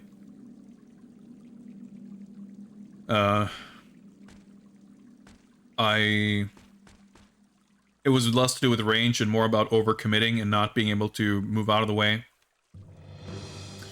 Do I know for certain that the scene can play out differently? I mean, strictly speaking, no, but we did give Magoichi an item that he was very thrilled with. And Eke seemed to very much like... The way the dialogue is written seems to very overtly emphasize my gift-giving or lack thereof having a direct influence on their willingness to help. So it seems reasonable to assume that it plays out differently depending on what you give them.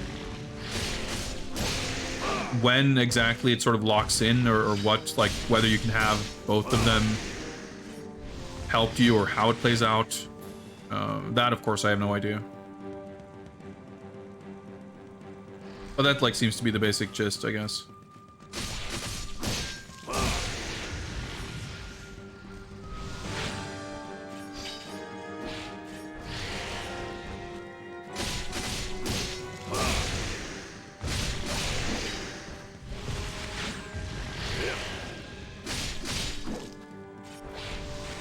See, you just kind of, well, screw it. I got some orbs. I'm happy with that. I guess I shouldn't call them orbs because there are actual orbs. They're just orbs. Because they're orbs in like God of War and DMC and whatever. Level up XP souls. They're souls, actually. また喧嘩が。行け。さらわれた娘見つかったのか。まだだ。一体どうしたというんだ。俺の夢は一国一城の主になることだ。そのためなら、たとえ信長でも家来になってやる。Alright, he wants to be king or something? I didn't pay attention. They're talking about their life's ambitions. He's laughing at me. Yeah, because it's a boring dream. What's your dream? I don't have one. I only live to defeat Nobunaga. Jesus Christ. So there's like a save point in this room though, right?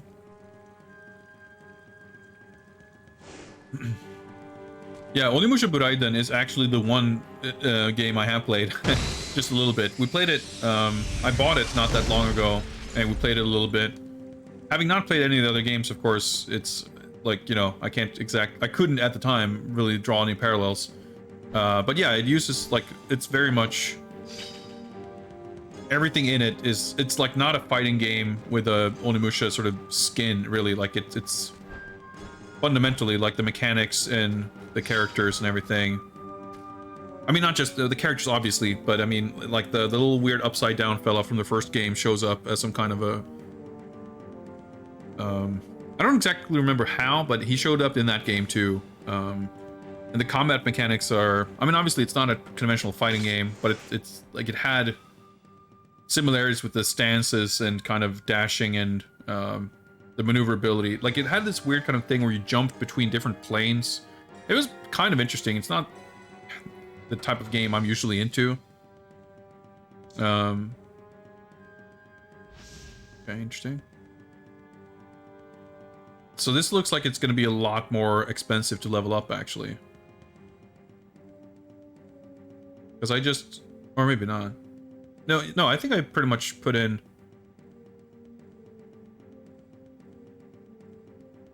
Or maybe not. Yeah, okay, yeah. Oh, it's probably about the same, I guess. I'm kind of worried about putting points into something that's going to end up being useless, but I guess it's on here. Like, in the first game, you find new armor that actually replaces your existing armor. But this is probably just always going to be here because it's on this screen like this. It doesn't look like there's room for more other armor. I mean, maybe I replace this, and I don't know. I hope I'm not wasting points by putting it into this. Anyway, this is right before the boss, so let's actually save this time. But yeah, I mean, I'm not typically into platform fighters or anything of the sort. I don't care for Smash Brothers. I'm not big into Power Stone. That style of game doesn't necessarily... Like, I don't know, there's stuff like the Outfoxies, which is like super interesting and cool and sick.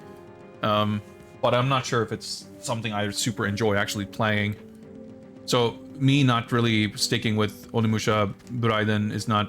It doesn't say much about its quality. It would have been unlikely to really grab hold of me regardless.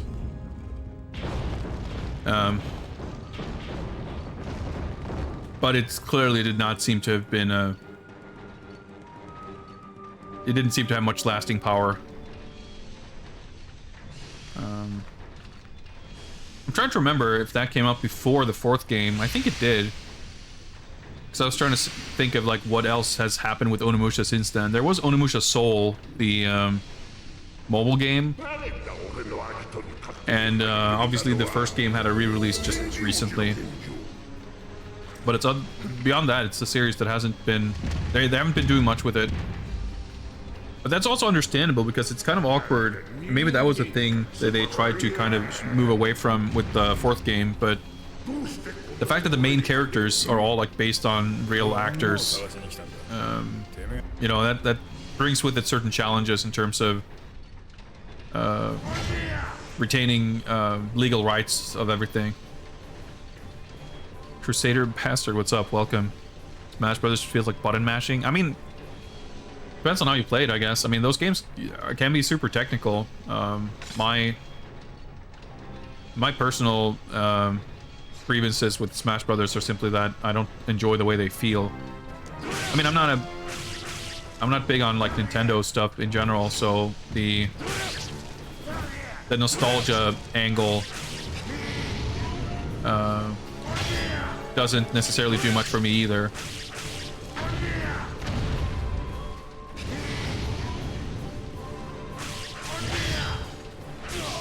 I mean, I have certainly nostalgia for certain things, and I like certain characters. But Nintendo as a brand is not something that like resonates strongly with me. And on top of that, like I think there's a tremendous amount of polish and effort put into those games, which I mean, I have a huge deal of respect for it. I just don't like the way they feel. Like the analog controls, like the control scheme is, in my mind, super whack. Let's just sort of stun him with that. And recover as well. Yeah, I'm finding it easier with the sword and the spear for sure.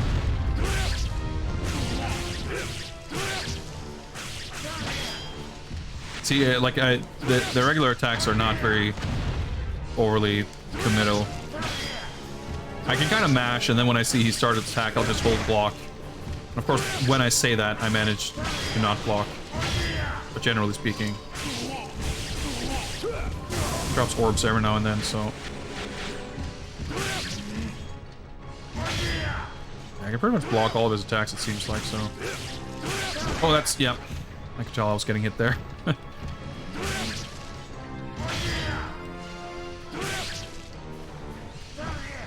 Say, let's move so I can actually see what I'm doing.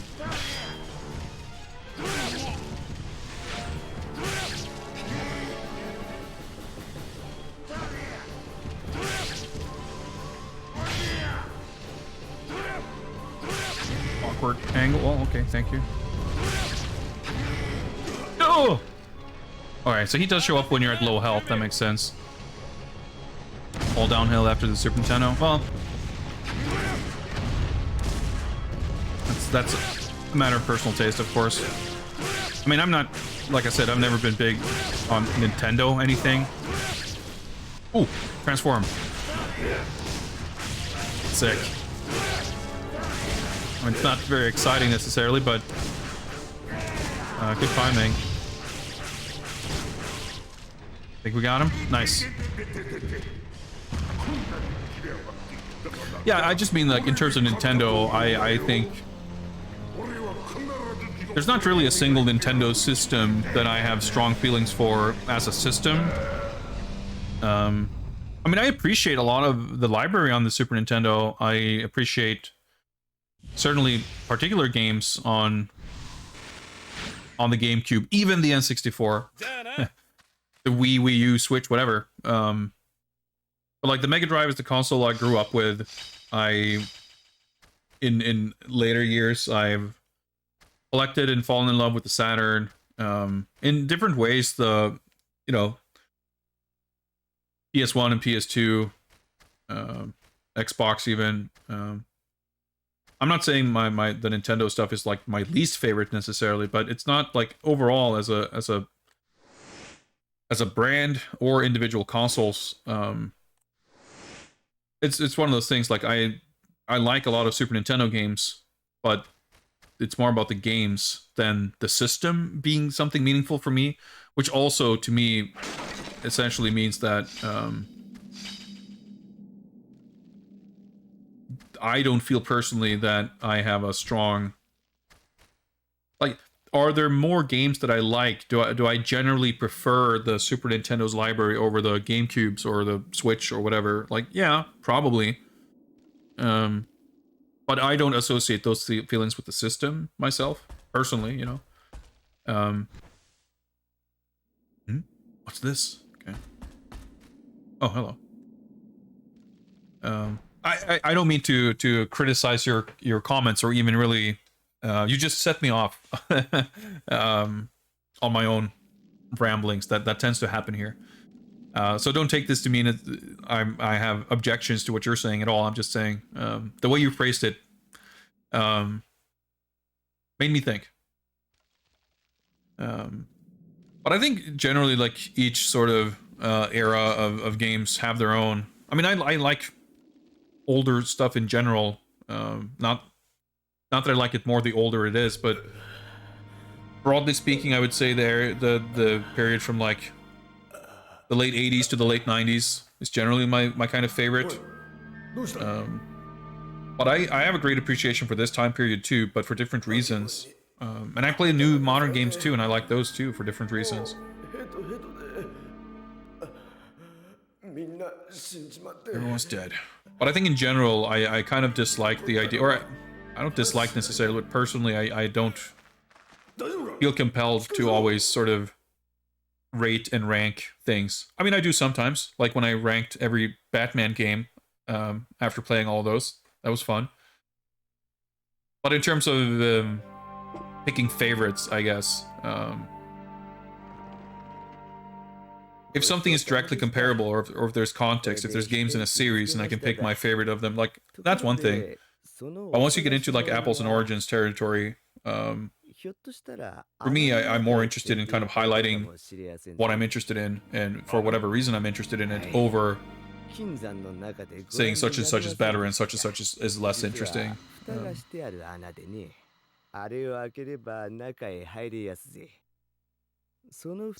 Like Neo, fill the gap left by Onimusha. I guess I can see that. I should play that. I bought the first game on PS4. I'm pretty sure it's still sealed. And then they gave away the PC version on Epic a while ago, so I have that version, which is, I guess, the preferable version to play.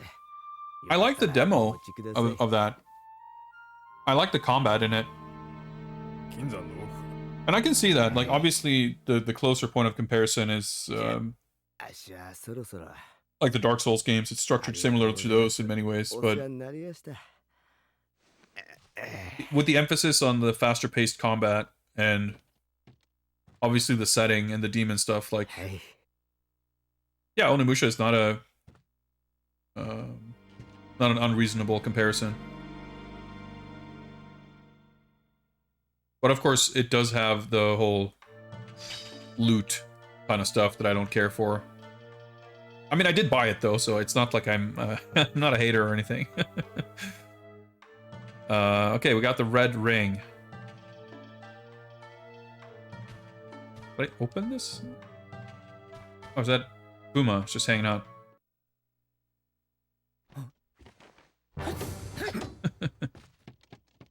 Mother.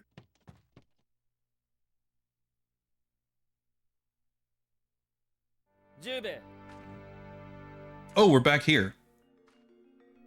ジュベ野牛の者たちを殺され、お前が信長の命を狙っているのは知っている。それは俺にとっても好都合でな。及ばずながら手伝ってやるぜ。誰だ貴様? Who are you? 風魔小太郎。北条家を抱えの忍者軍団の若頭領が味方をしてくれるというわけか? そこで一つだけ忠告しておく。お前が探している女、あの女には気をつけろ。何? Like that woman you're looking for. Be careful with her. 見たがただものじゃない。ひょっとしたら織田の回し者かも。べっぴんだからといって深入りは禁物だぜ。冗談だって本気にすんなよ。ま、そのうちあの女の正体を暴いてやるから楽しみに待ってな。Yeah, as far as like the loot gear, grindy, Diablo type aspect, I wouldn't say that it's a deal breaker per se, but it's definitely not something that it certainly doesn't make it more appealing. That's for sure.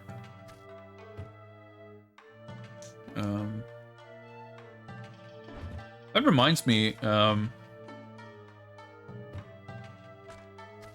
that DC fandom event sort of came and went. Well, I mean, it was a single day event, but I know there was a new trailer for there was like a story trailer for the Suicide Squad game, but I don't think they actually released anything new for Gotham Knights, did they? I don't remember seeing anything. Maybe there was a trailer and I just didn't see it. But that's a game I'm very anxious about, because that's a game that seems to have been putting all this shit I don't like in it. And it will be interesting to see whether all that stuff is enough to kind of tip the scales towards it being something kind of shitty that I don't care for. Or if the parts that I do like are enough to actually make it enjoyable, even if it has stuff that I kind of don't like.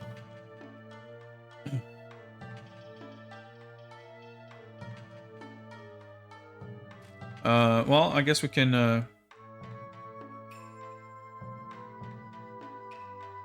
yeah, he wants to study. 俺にとって役に立つものがあれば.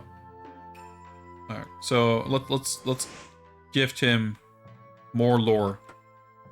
Chapter 4 in the history of Japan. Sounds like something he'd study, right? Hope he's into history. Alright, looks like he wanted to read this, so...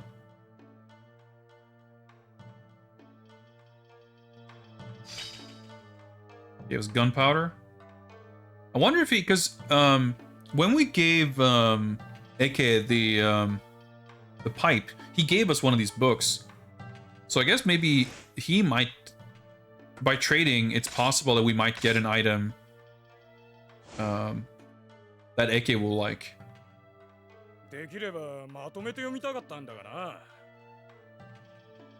He seems happy enough with that. He's happy enough to have a specific response about wanting to read it.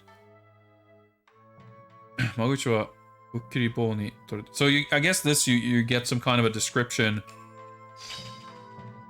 on how gladly, I guess, they're accepting the item. Although it's a little hard to interpret for me, but... Alright,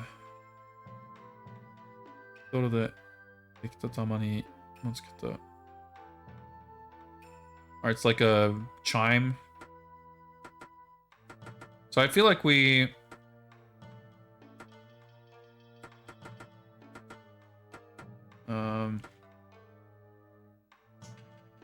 Oh, it's bullets, I guess, not gunpowder. Maybe I should pay attention. I feel like I want to try and see if any of the other items we have will make Eke any happier. Let's see if we can talk and...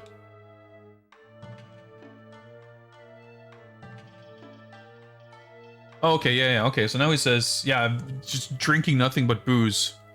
It'd be nice with something sweet to eat instead, or like as a little break. But we don't have any... I mean, that's at least a pretty clear hint. Let's see, I guess, if we can get some sweets for him.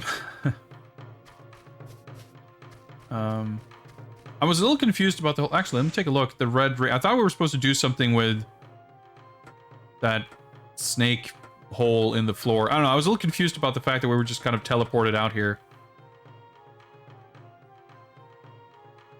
There's some mysterious carvings.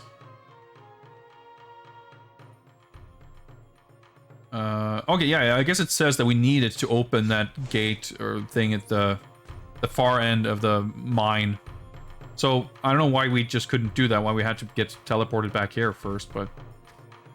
Alright.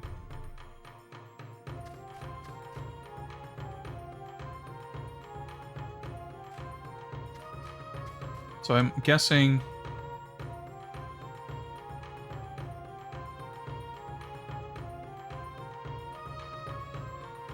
Doesn't seem like, I don't know, it's weird that we're in this kind of market. There's a system with money and buying stuff, but you cannot actually shop at any of these shops. You can't like grind money to buy healing items or anything either. Which, I mean, fair enough, the game's balanced around it. I would almost rather it be balanced around it the way it is than having the game expect you to grind and buy and stock up on healing items.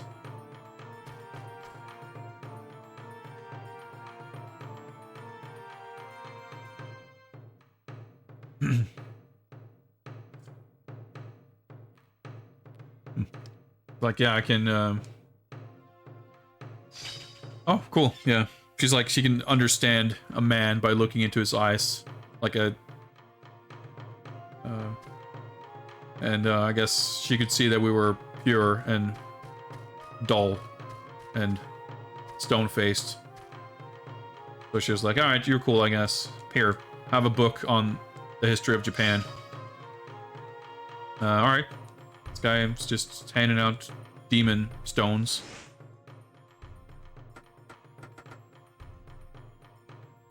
Mysterious stone, blue.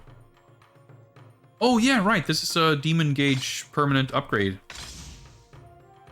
Okay, cool.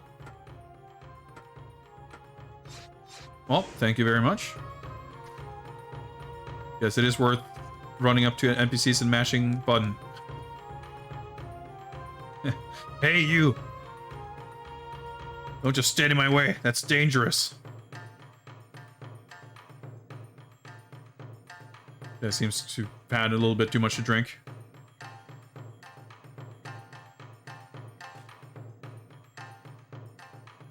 Alright, this guy's all about horses.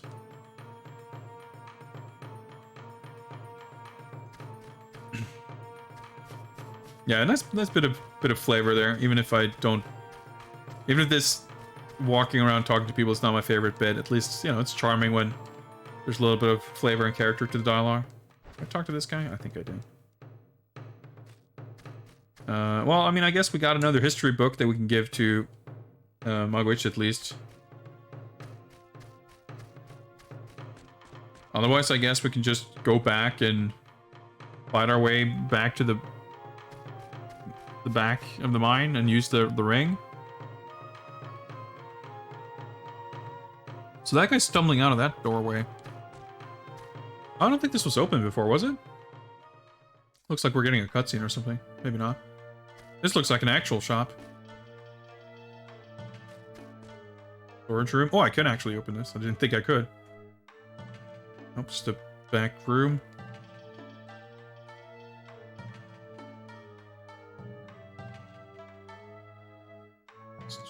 Idle chit chat. Alright, fine.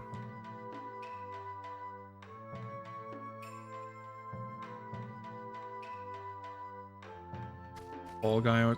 Oh, okay. It just connects like this. I see. I mean, that makes sense, I guess. Which means this probably was open before, I just didn't realize.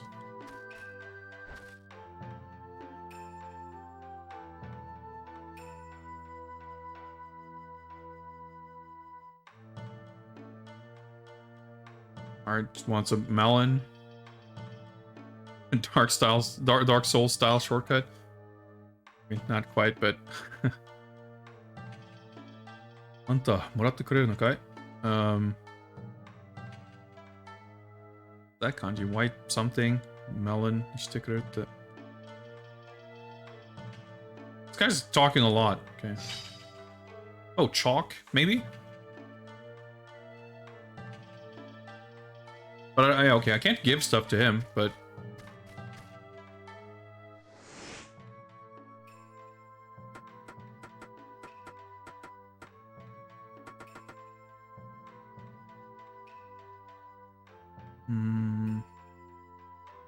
Yeah, he's sort of writing. This all like, yeah, this all... I mean, there's something interesting about it. It's like kind of novel, but... I don't think it necessarily adds... Like, for all the kind of inconvenience and tedium of the way the system works, all just like random talking, just getting stuff. On the whole, I'm not sure I'm a big fan of it. Alright, so... Okay, yeah, I can buy vodka. So this makes a lot more sense now. I'm like having missed this. Clearly, I could have bought vodka and given it to him. Alright, we got lemon, straight from Italy. Hey, what's up, Lead Axel?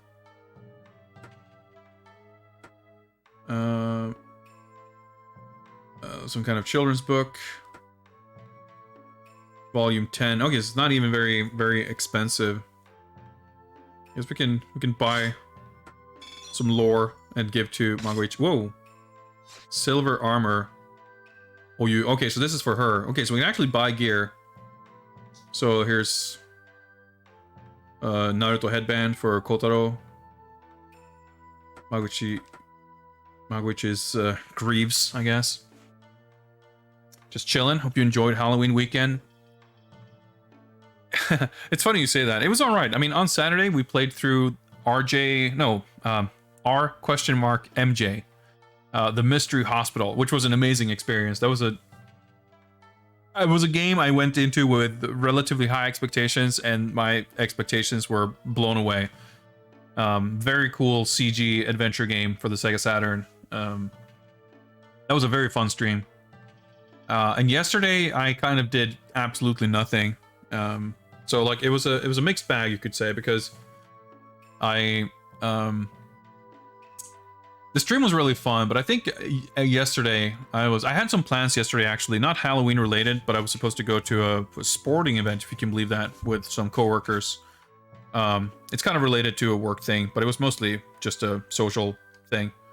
But I was just not feeling super great, and it didn't feel like a good idea to go to, like, sitting in a packed crowd of people, if you're feeling like, I don't know. I was floorball, which was actually like a big deal event, because it's like the team here in Falun is like world champs. It's not a huge sport globally, I guess, but they are like world champs, and they were playing their, like, basically the number 2 team or whatever. It was a big deal. It would have been fun, but it just I couldn't really make it. But it was that's kind of beside the point. The point was more like seeing, and this happens kind of every year to a degree, seeing like on Twitter and Instagram and wherever else, like people just posting photos of both people with like really fun and inventive and really well made Halloween costumes, but also a bunch of photos of people like at parties and having a good time and socializing. And I don't know, I felt some kind of existential crisis, I think. Just like I said, it's very common for me to see that kind of stuff and always feel like, fuck, I wish I'd done something for Halloween. That would have been fun. But I didn't really, and much like the most recent, I don't know, however many years, I didn't really have anything, I didn't have any parties to go to. I didn't really have anything to do with anybody else, so I could have made an effort to dress up for my stream or something, but I guess that's about it. But whenever I see people do stuff, or having dressed up or something, I always feel like, fuck, that looks so much fun. I should have made an effort. And I think this year it was just like completely compounded with yet another year of pandemic and just sitting at home and doing nothing. And I'm not a terribly like extrovert, social kind of person. Usually, even when I'm doing stuff with people or going out, it takes. I'm used to spending a lot of time by myself. I'm used to spending a lot of time at home. And even if I go out to do stuff, if I'm at any kind of social gathering, like, it's usually kind of a draining experience. Even if I enjoy myself, I just need like alone time to kind of rest up. But I think I started to feel basically for the first time, I think, in like 2 years, like a legit craving for like a social event of some kind, of like just not necessarily partying, but just like doing something, meeting people, getting out of the house, traveling, going someplace else, like doing something different, seeing different things, like get it out of this complete rut of a like nothingness routine that I've been living for like 2 years. And I think the reason why I felt so kind of shook by it wasn't like the realization that it would be fun to do something, but more so that like I could feel myself almost like regressing. I apologize, by the way, Blood Axel, for giving you this complete like way too much information. Like, I should be talking to a psychologist about this shit. But since it came up, I bring it up mostly because I thought it was kind of a fascinating insight. Because I think what I really realized was this kind of fear of regressing to a behavior. Like, I feel like over the past, I don't know, 15 years, I've made efforts and successful efforts to a lot of to a large degree in becoming a more social person and becoming a more like open and like connecting more with people and that kind of thing. Unless it's not a matter of being introverted or extroverted. Like, it's more about like being able to look back and have memories of things I've done and not just memories of sitting in my room for 20 years playing video games. Like, I mean, I'm enjoying that, but it's nice to do other things too. And I think at some point or not even at some point, generally growing up, like, I used to be so comfortable and so kind of against the idea of making an effort to go out and do things and meet people and whatever. Like, that always feels so daunting that it's so much easier to just nah, I'll just stay at home. And I just kind of realized that I think some of that, having built up that kind of confidence and level of comfort with going out to do stuff, I think I've lost a lot of that just naturally from what do you even call it? Just the natural decay of not getting to sort of flex those muscles on account of, what the fuck am I supposed to do? I'm being a responsible adult by not going out, and I kind of realized that I think as it's becoming more and more socially acceptable and kind of socially responsible, or at least not directly irresponsible, to go out to social gatherings or doing things, I'm not going to be able to lean on the excuse of taking my responsibility by not, risking the spread of disease. And I could very easily see myself fooling myself into thinking I'm being clever and smart and responsible, when in reality I'm just being I'm feeding arguably self-destructive behavior.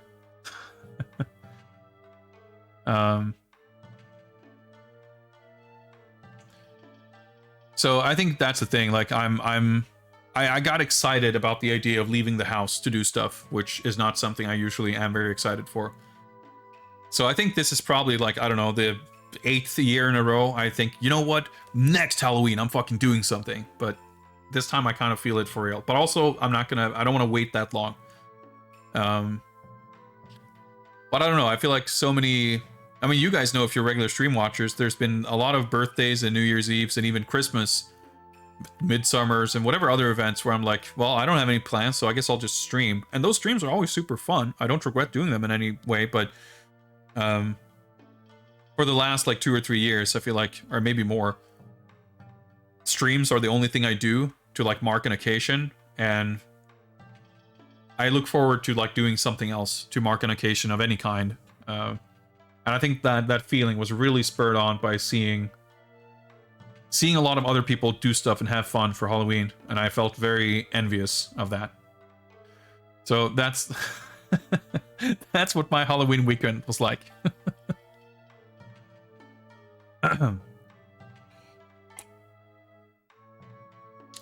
Important to exercise those social muscles. Yeah, I think so. I mean, I think this is damn near universal. Obviously, people have different habits, and people are impacted by the pandemic in very, very different ways. I mean, I was part of the lucky people I didn't lose my job. I had to adjust how I worked, but for the most part, a lot of it just continued like normal. Nothing that I would normally do on my free time suddenly became difficult or impossible to do, because I would spend my free time sitting at home streaming or playing video games or drawing or whatever, and that's not been changed. We haven't had any real kind of lockdown or anything like that here. restaurants have had like limited business hours and stuff, but I don't eat out really, so that doesn't make any difference. Like I haven't been impacted in that way, but I think all those, you know, the ability to travel and do things that I wouldn't necessarily do frequently, but just knowing that you essentially can't, and there having been such a long time without even attempting to do something like that, I feel like it's reaching a point where it's starting to kind of catch up a little bit. Appreciate our parasocial relationship and share your days with us. Well, thanks. I'm glad you're enjoying it. Pushhead too, what's up? As I get older, the more I want to just stay home. I mean, that's true too. I mean, I for sure I don't I don't have. I mean, I was gonna say I don't really feel like, you know, when I was in college, like wanting to party and get drunk all the time. Whatever I do, which has been a very long time since I have, like I feel really fucking old. I get hungover before the night is over. Like I get hungover before I get drunk, basically. And I've been not drinking alcohol for like medical reasons for about a year, and I can definitely get cravings for beer and stuff like that. So I kind of miss that in a way. But smoke. I would be fucked For if what I. is worth, those New Year and Christmas streams helped in the Winter from Hell 2020. Thank you very much, Tom McRunner, for those 100 smoky bits. That was fun, and yeah, I mean, I think for sure I'm used to not having many plans, but for people who maybe suddenly didn't have many plans, it's nice to have someone to hang out with on the internet, for sure. So I'm glad you enjoyed it. What was I saying? Like, I'm sure right in the middle of a sentence or a train of thought, but the point is, I want to do stuff and see people. I don't know. It's going to be tricky because I don't, it's not something that I've been like eager to do in that sense, the whole time. Because I'm not usually that like eager to travel and do things. I have a hard time making that effort. But right now I feel like I do want to do something. Oh yeah, I was talking about being younger, partying, getting drunk, right? Yeah, I don't think I would have the energy for that kind of thing. And I feel like any kind of gathering even with friends from back then, if that were to be a thing, like we're all older. A lot of my friends have families and shit now. Like, you know, life's just different, and that's fine. But I don't know. I feel like I've also, over the past couple of months, there's certain people I've kind of connected with online, because of course online, I don't have any offline social life, and I'm definitely like, there's people, and there's definitely people I would have wanted to meet up with and do something with for a long time, but it's feeling increasingly like, as soon as I can reasonably travel, I want to travel and meet people and do stuff and have fun. Even if it's just hanging out to play games together, watch a movie or whatever. I want to do that and not just sit by myself at home. And I think, like I said, just seeing people having fun on Halloween made me wish I had been able to meet people and have fun on Halloween. That didn't happen, but I want to find another opportunity for it. So, I mean, I think this year... I guess we'll see. I don't know for a fact, but probably I'm gonna see at least parts of my family for Christmas. We're all meeting because my mom's birthday is coming up in a few weeks. And that's gonna be my first time traveling, like riding a train in like 2 years. So that's kind of, I'm not sure scary is the real word, but it's the right word, but it feels weird.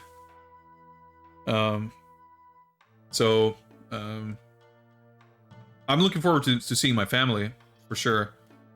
But riding a packed train and whatever else, it's going to be a weird experience. But I am greatly anticipating... Like, my feeling is that getting away to do that is going to possibly kind of ignite that real drive to actually do things and see people. And actually push me to make that effort. That's kind of what I'm hoping anyway. Anyway, that was a very, very long and unrelated side tangent, but yeah, I guess I felt the need to vent, but you know, it's nothing unusual. We're talking about random life stuff on these streams. But yeah, you know, whatever to get one through these dark, tedious winter months. Man, I you know, it's like first day of proper fall here, and I'm like, damn, I can't wait for spring and summer.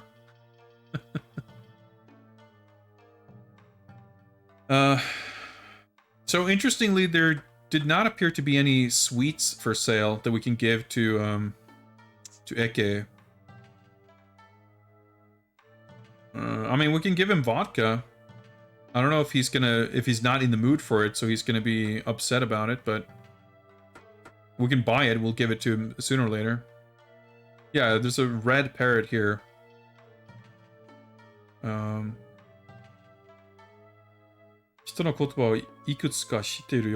Seems to know some human words.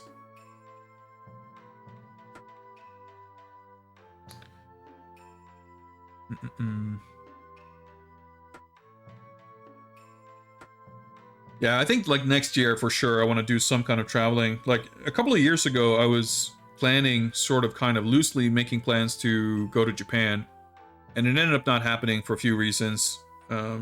And then COVID happened, so obviously it's not been in the cards since then. I'd be interested in doing it, but it's a little bit scary to make a trip like that on your own too. Like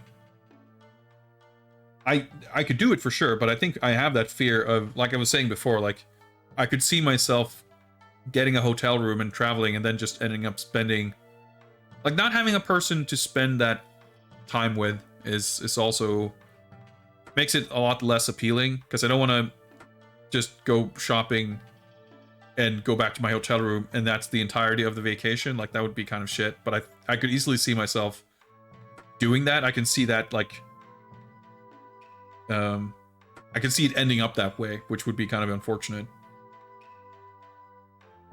But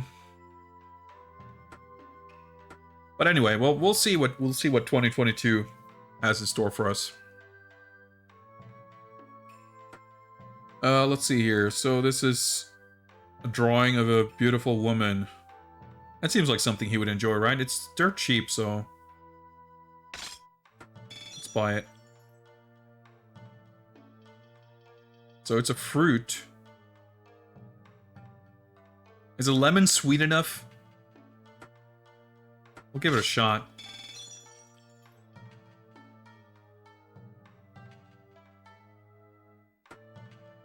How far are we in Onimusha 2? I mean, we started it tonight, and I've been going on these hour-long rants about different shit, so we're not very far in at all.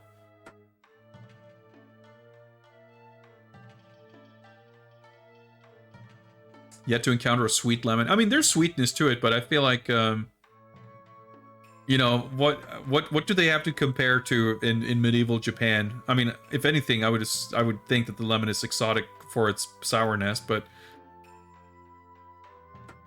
the best I can do, damn it. Let's get some vodka.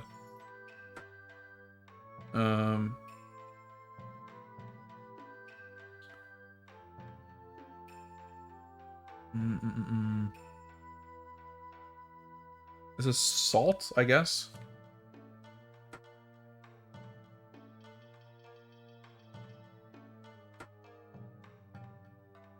An egg.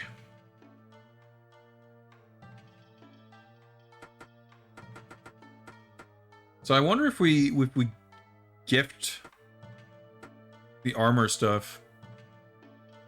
And if so, can I win him over by gifting some quality armor?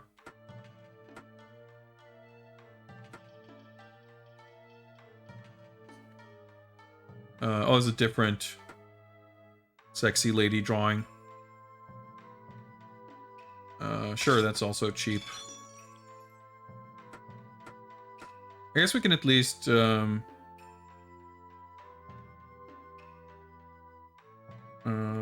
so this increases kick strength, but also... Yeah. Oh, okay. I guess it increases kick strength, which seems like a fairly useless thing. Maybe he's happy with it if we gift it to him, though? I don't know, man. I think we'll hold on to... I mean, we can afford it for sure, but I'm not sure if there's anything else to use the money for. Well, we got some shit we can try to gift him.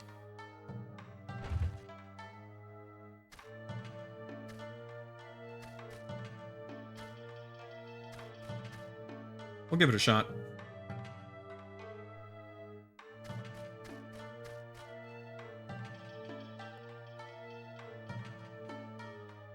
So, like, if we give him a sexy lady drawing... Actually, we should give Magoichi the lore books first, because he should definitely like that. And we don't know, he might give us something in return.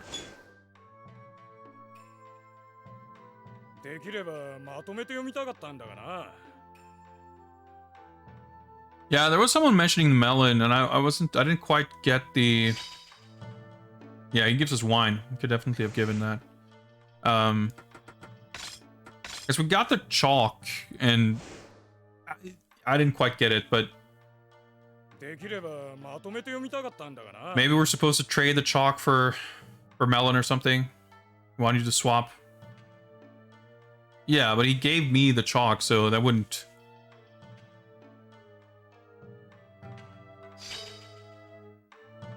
Ameo. Like, he wouldn't be the one to give, like... He wanted the melon, right?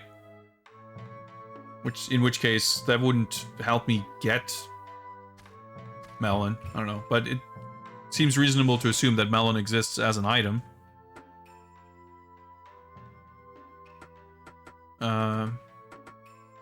Anyway, let's...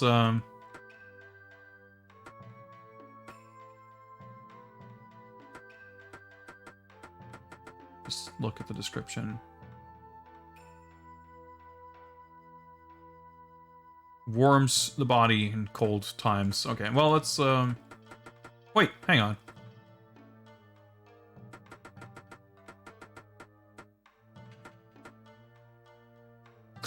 Oh, shit. Right, I remember seeing something about this. These are like collectibles. These are not trading items. So we cannot give this stuff to him because they're just going in our album. So to find someone with a melon who'll take the chalk in exchange for it. Yeah, I guess we'll see if we can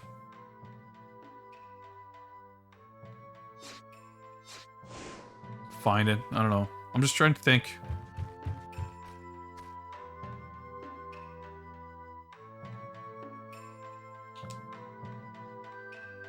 I don't know. All these like random people, the way you... It seems kind of random. Like, because we don't typically get the option to hand the chalk over. I mean, I guess you can use it for writing stuff. Maybe that's good for studying. Oh, thought it would wrap over. You can write on stone, which I guess is maybe not what he's gonna do. But I don't think I would get the like, these are the only people I can basically trade with. Let's try it. Whatever. What's the worst thing that can happen? We fuck it up.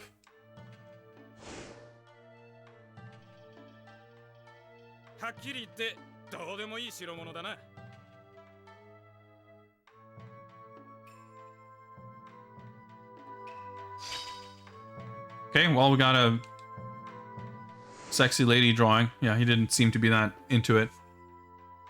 Which means I guess we might have fucked that up, but whatever, like... Let's try it. Let's try giving him... Oh, I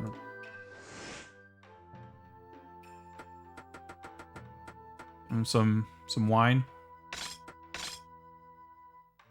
Like, I wonder if they want different stuff.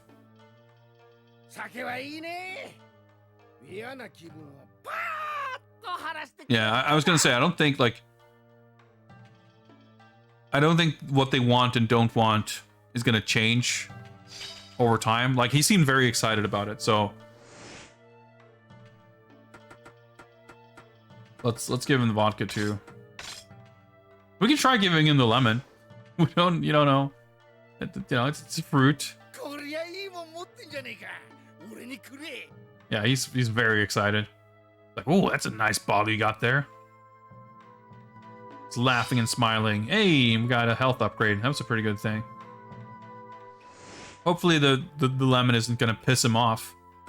But we'll see. We'll see what he thinks.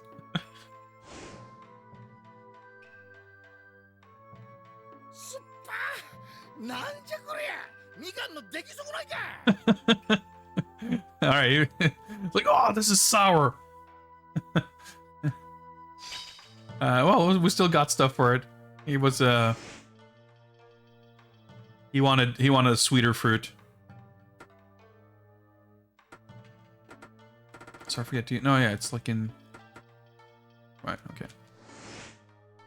So I recall seeing something. I just skimmed like the cheats page on game FAQs just to see if there was anything like important. I usually do that before playing a game.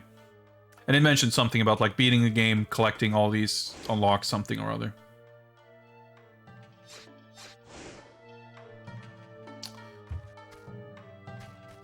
All right.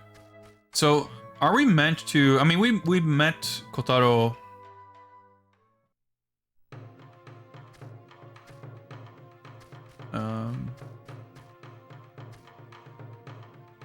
I'm still confused by how or why we were just like teleported back to the village in the first place. Oh yeah, right. It's just here. But I guess we could, run through the hallways of the cave. The hallways of the cave? The tunnels? I guess is what they call those.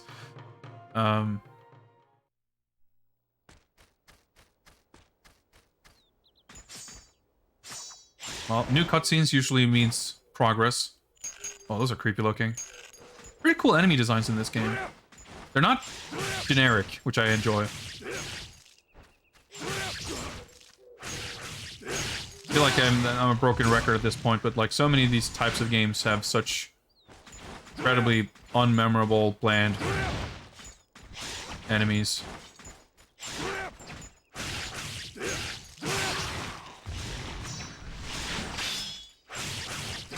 I picked something up?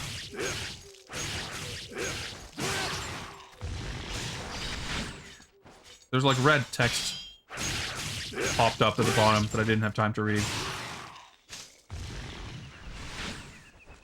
Nice. Well, pretty much healed back up, so.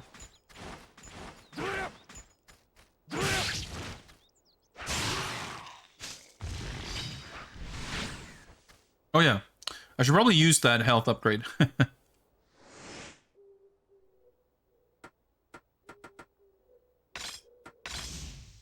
Nice. Yeah, because we got this that I suppose was supposed to open up, like, the whatever we found at, like, there's some kind of gate or something. Interaction, huh?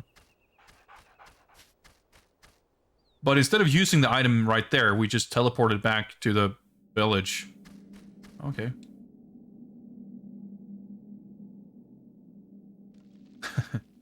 Well, I guess there's monsters here, but there's also gold. So, let's save. It's been a while.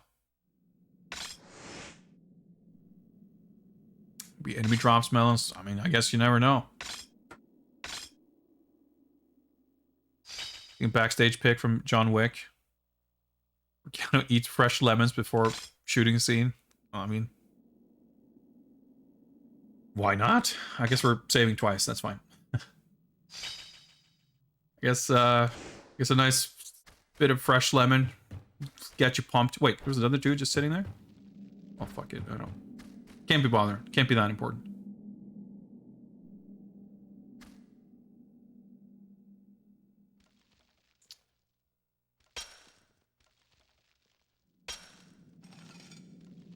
Yeah, he wants to study the monster. So if you find anything unusual or rare, got any rare items, let me know.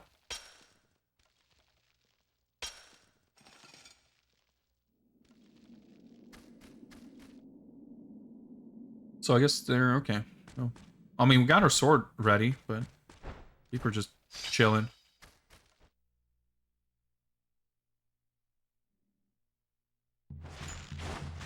Okay.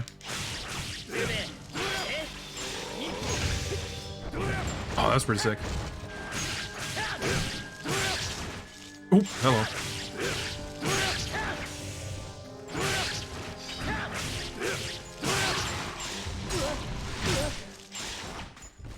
Someone's getting hit somewhere. Oh, it's Puma.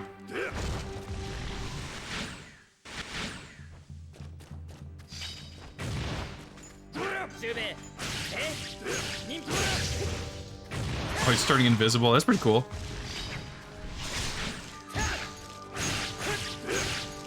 So was that him who was being strangled that we helped out? Are we gonna get a cutscene for defeating these guys?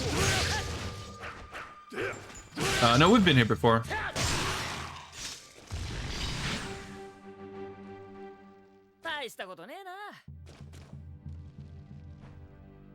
No big deal.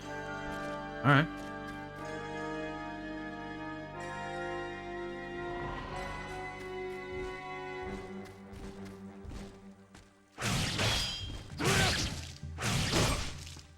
These guys are, yeah, I like the enemy designs in this.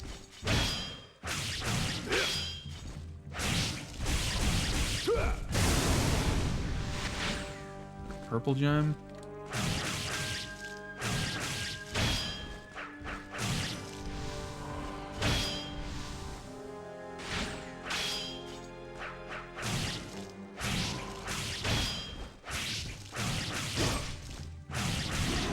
It's like different attacks have like different amount of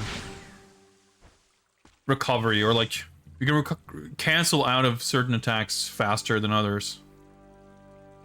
A lizard man skeleton with a soul in his chest. Yeah, you know, it's an interesting little combination of elements, neither of which seem in and of themselves like particularly revolutionary, but it's a nice, like,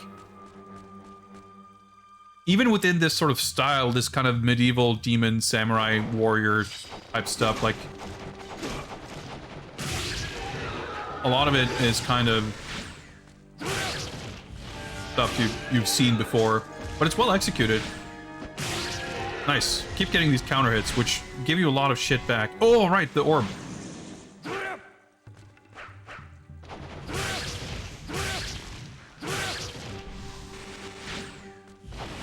Remember those from the first game? Blanca Ball Lizardmen, also, of course, from the first game.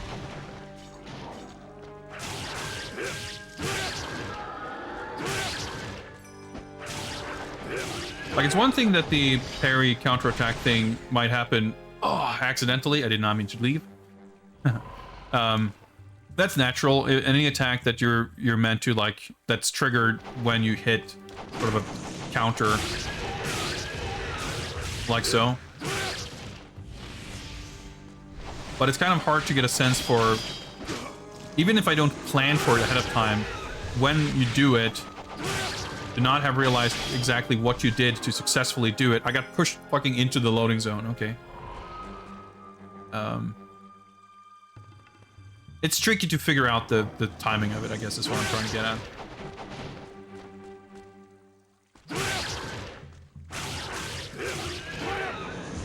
We should definitely have enough meter to...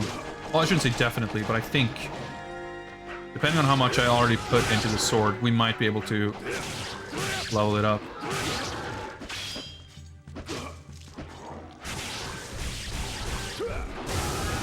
There's no, like, splash damage or anything.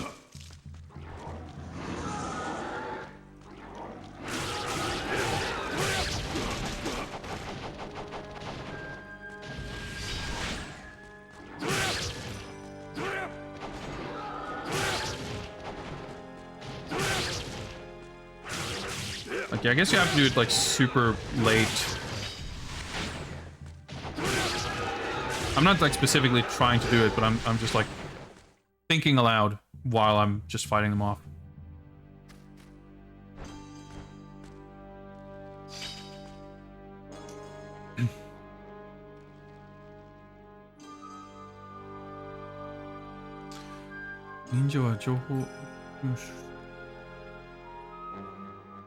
So ninja, being a ninja is all about doing research, collecting information, gathering intel. So I want to find intel on what's going on here too. If you find rare intel, the heck would that even be?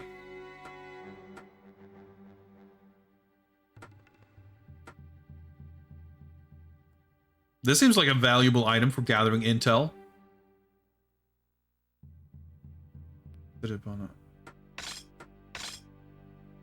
You should enjoy this, right?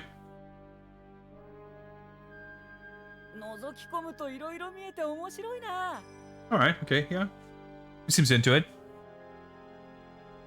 It's like, yeah, I could see all kinds of things using this. We got some bullets. Alright, okay. It's like interesting to see these interactions, but as a system, this feels really kind of clunky. I'm not really into it.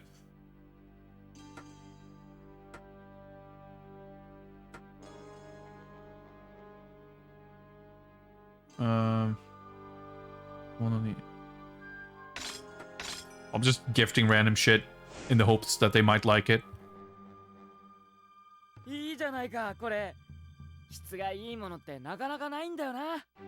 He seems happy. The nice piece of cloth. And we got hair oil.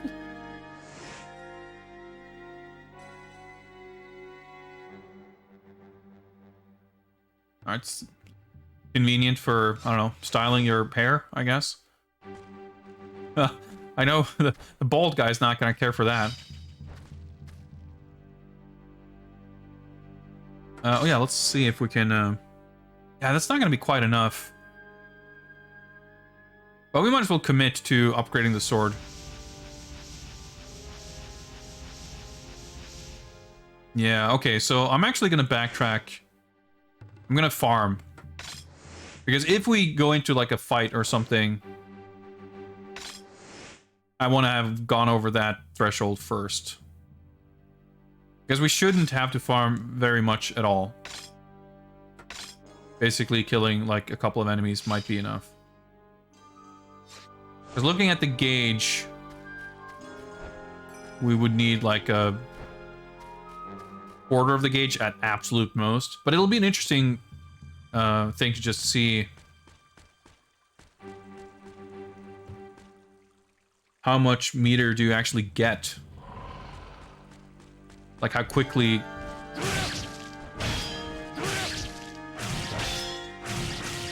Like killing one of these guys.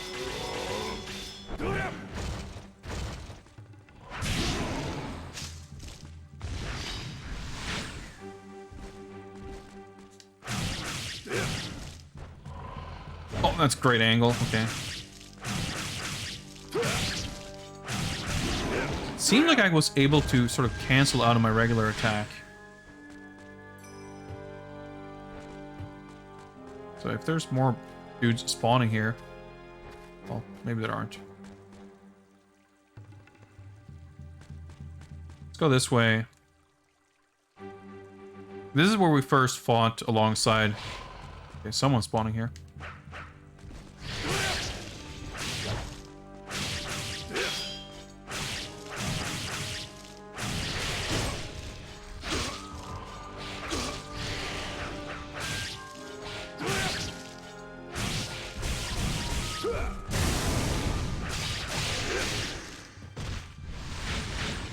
Okay, that should definitely be enough, but...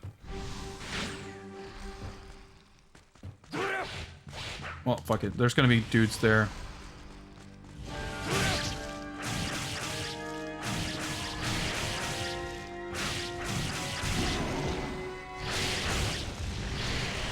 Nice, got a little bit of health. I'm happy with that.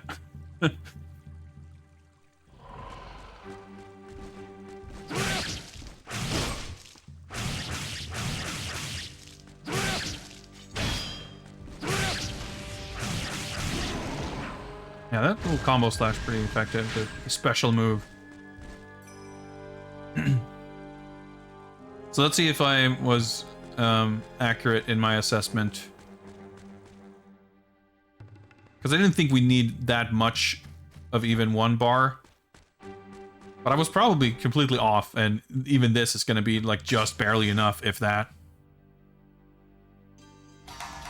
Okay, no, I was pretty accurate. Does it change? Yeah, it looks a little beefier now, doesn't it? Well, I might as well hold on to this. Alright, well, let's save.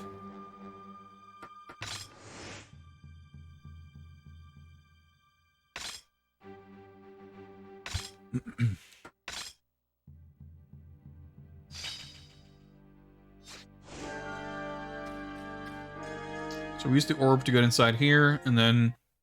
Oh, hello. Oh yeah, this room. It's all different. Oh, wow. Okay. Fucking hell.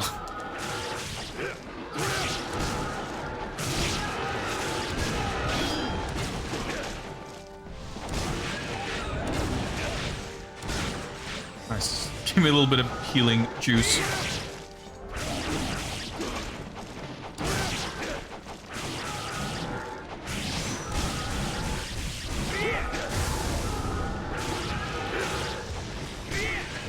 Get some of that. Yes, thank you. All right, we recovered pretty well here. Yeah, the whole idea of having this kind of party with different characters that show up, that's definitely an interesting addition. Like, Kaede in the first game was, like, kind of neat, but we didn't really see that much of her. Ugh! Oh, fuck me. Is this, like, taking damage? Oh, well, I guess so.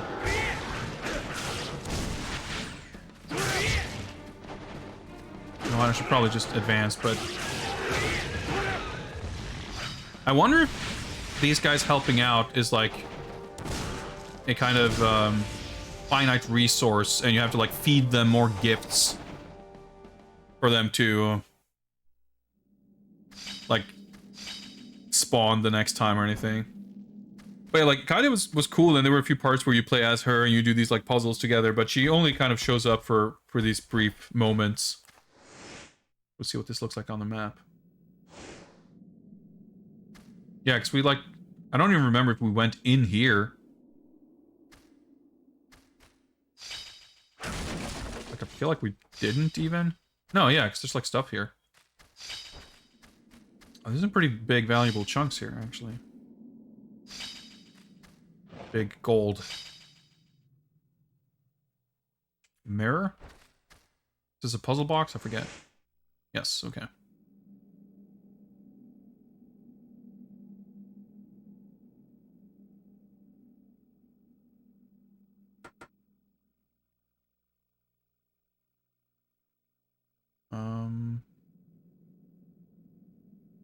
This goes up for sure before this goes left.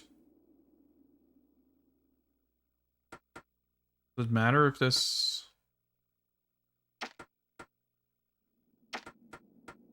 No.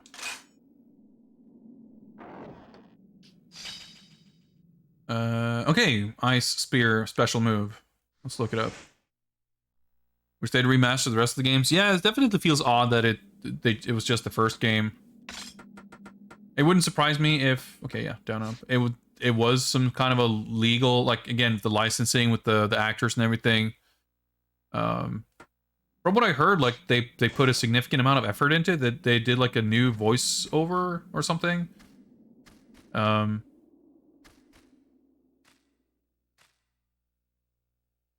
Just the sword goes through this thing.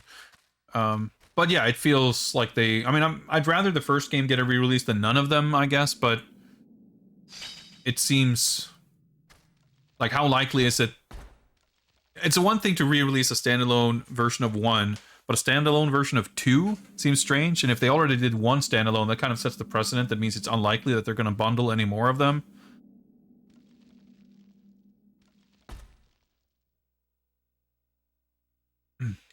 Yeah, this is the thing that dude told me about. I guess we can use... Used red ring.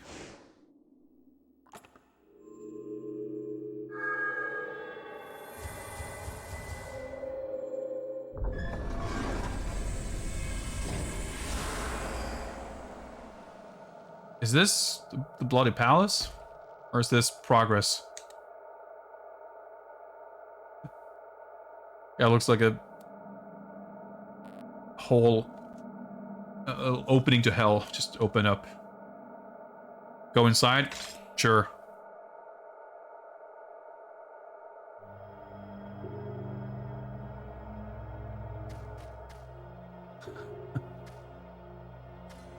Freaking demon, barbarian, American gladiator statues.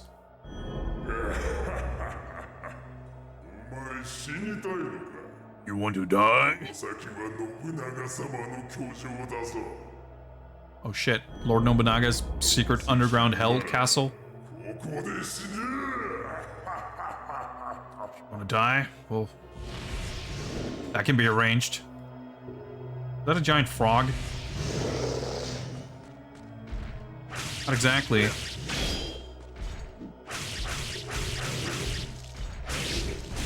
They look pretty cool though. Oh, that was a cool, the way you like faded away.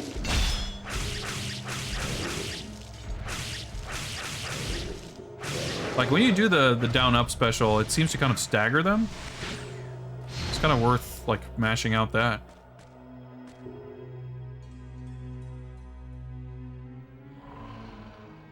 Yeah, this looks like actual progress. Is that a box? It's like there's a seal of some kind.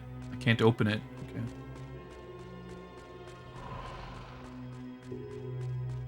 This is a nice use of the scrolling camera. A little clunky with the choppy movement because it's hard to run straight up the stairs, but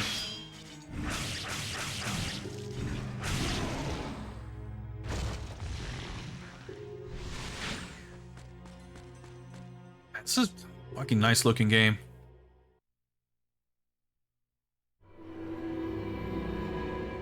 Hey, proper CG cutscene, huh?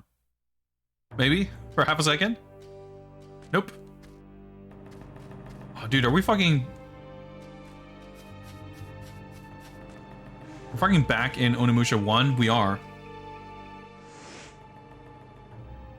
I mean, that is kind of cool, in a way.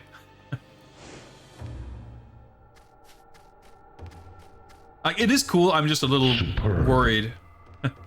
Herlax, what's up? Thanks for the follow. I hope it doesn't mean that we're just gonna recycle all of the first game instead of having new exciting things to do. This is like closed off.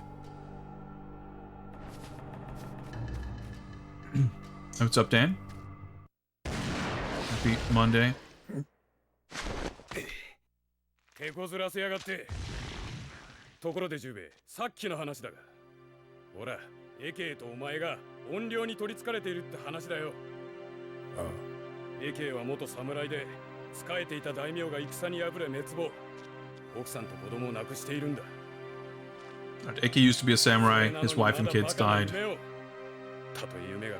So he became obsessed with getting drunk, chasing skirts, I guess. Alright, alright.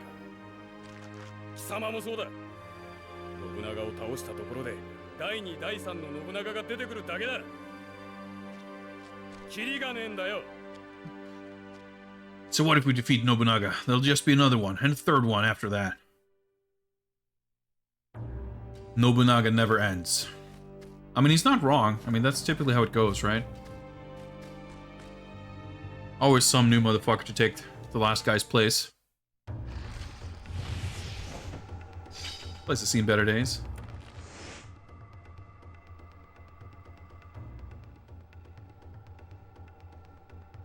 Okay, yeah. I was like trying to make sense of the map, but the door on the bottom left, I guess, is wood. That's like it's blocked off, I guess. Like, it's the same map from the first game, but it's a lot less of it.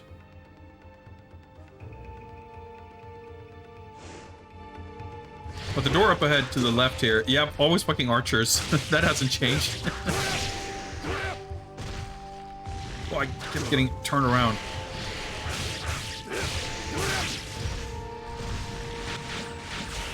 Oh shit, I didn't realize I had that many orbs. Oh nice, you can get another purple orb to extend your bar. Oh. Might as well just... Whatever. Well, let's go grab this. So in the first game, the door on the left there's like a safe room, basically. See if that's the same in here. Yeah, there's this... Yeah, maybe there wasn't a save thing, but there was that recovery. Okay, another type of puzzle box. Oh, okay. It's like a... Sort of like a Sudoku. Alright, so 7 means... So each line should add up to 15. So 7 means... 8 is out of the question. 6 and 2? Yeah, because 6 and 2, if I put 6 here, that means I can put 8 here. 8, 3, 4, yeah, okay, we got it.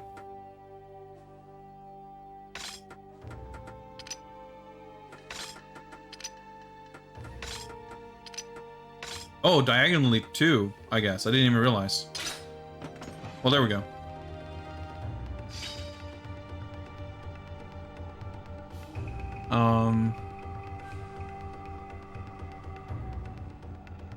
The right-hand side of the... Okay, so is this the same as that mysterious door seal thing from the first game?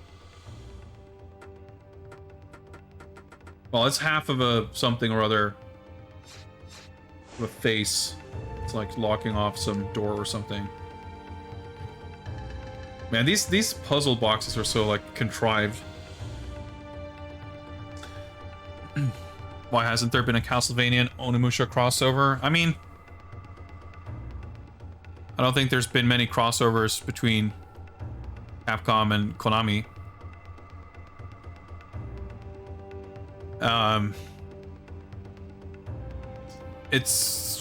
But I also think, like, I don't know, Konami had Getsufuma then, which they didn't do much with for like 30 years, but then they put out a new one earlier this year. And that's kind of, I mean, it's not really Castlevania, but Samurai, but it kind of is. Oh, he's actually helping out. That's the fight button. I'm just mashing square and pushing up and down. Alright, I'm getting spidered over here.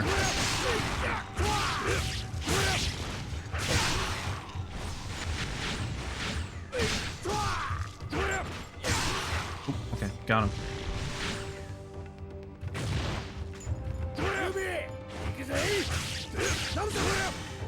At least this guy is not making a big deal out of deliberately not helping out, so that's an improvement. Oh, we finished fighting, so now I can gift him more stuff.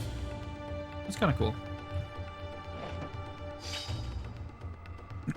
Anyway, Onimusha is more fair than Ninja Gaiden. I mean, I think they're fairly different types of games. I think Onimusha definitely exists in kind of a middle ground between pure action games like Ninja Gaiden or DMC or something, and something more adventure-y like Resident Evil, but it's kind of a spectrum. But I would still sooner, I think, put Ninja Gaiden or Onimusha in the same camp. It's very different from Resident Evil, but if you put Resident Evil as a whole, it's not that different from something like RE4. And if you include Dino Crisis and something like Extermination, which is also kind of similar, there's a little bit of resource management. There's like not that much emphasis on the depths of the combat system and everything. Whereas I think Ninja Gaiden in particular has, of course, a large emphasis on challenge, but also a lot of weapons and mechanics. Like, I mean, technically, there's shops, there's talking to people.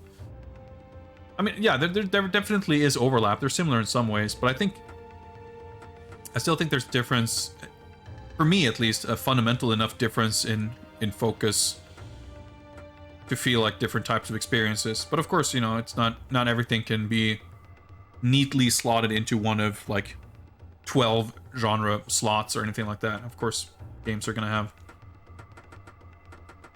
broader and narrower similarities.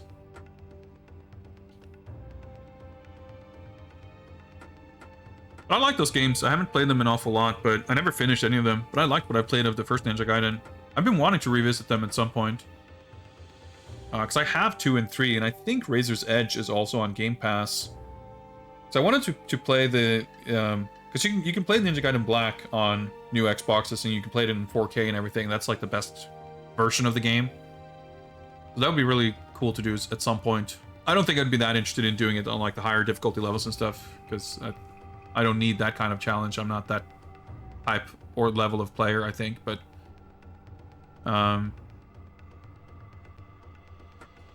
it's a cool game. It's also a game that, like, it requires mastery of the player, but you definitely feel super fucking sick if you can pull anything off and survive. Like every success and victory feels well earned. Okay, there's the door's locked and there's some inscription.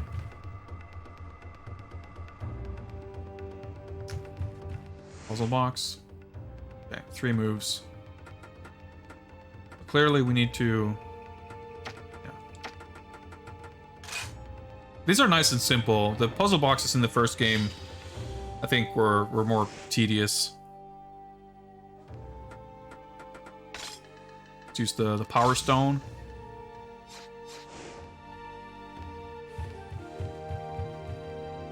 But I think for sure Ninja Gaiden would be an interesting series to see, like, oh, hello, to explore, because I know that the first game is very respected and well liked, and I know that the second game, like, people had issues with it that I think were potentially partially addressed in the Sigma version.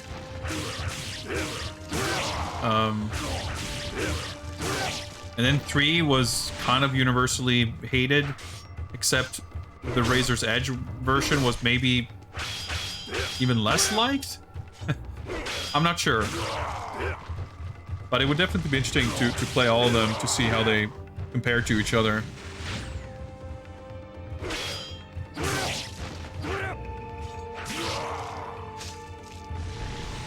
But that's definitely a bit of an investment, so it's not something I'm ready to just like jump into just like that. But okay, so I guess that is where we came from. Yeah, this door with the big seal, that's like where that's like the end of the game, right? You go through that door and you... So I think this is... Yeah, it looks like you need something to open this, so we need both halves of this thing. Yeah.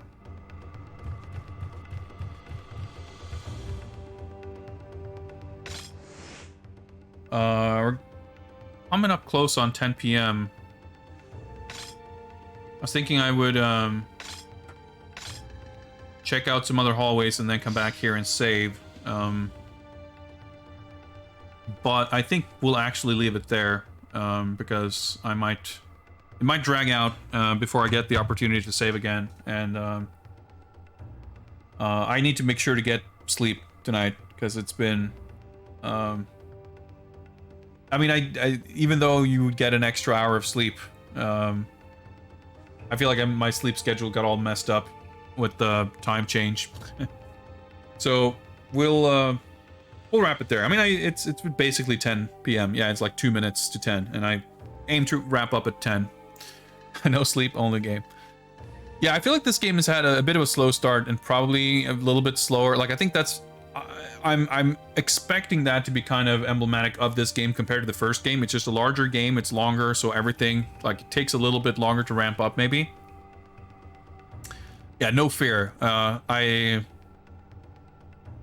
made sure to make up for the removal of the 7 o'clock laser beam emote slot, which, forget 7 o'clock, it's pitch black by 4 p.m. now, basically. So I had an open slot, and I figured I could make a no effort, no fear emote.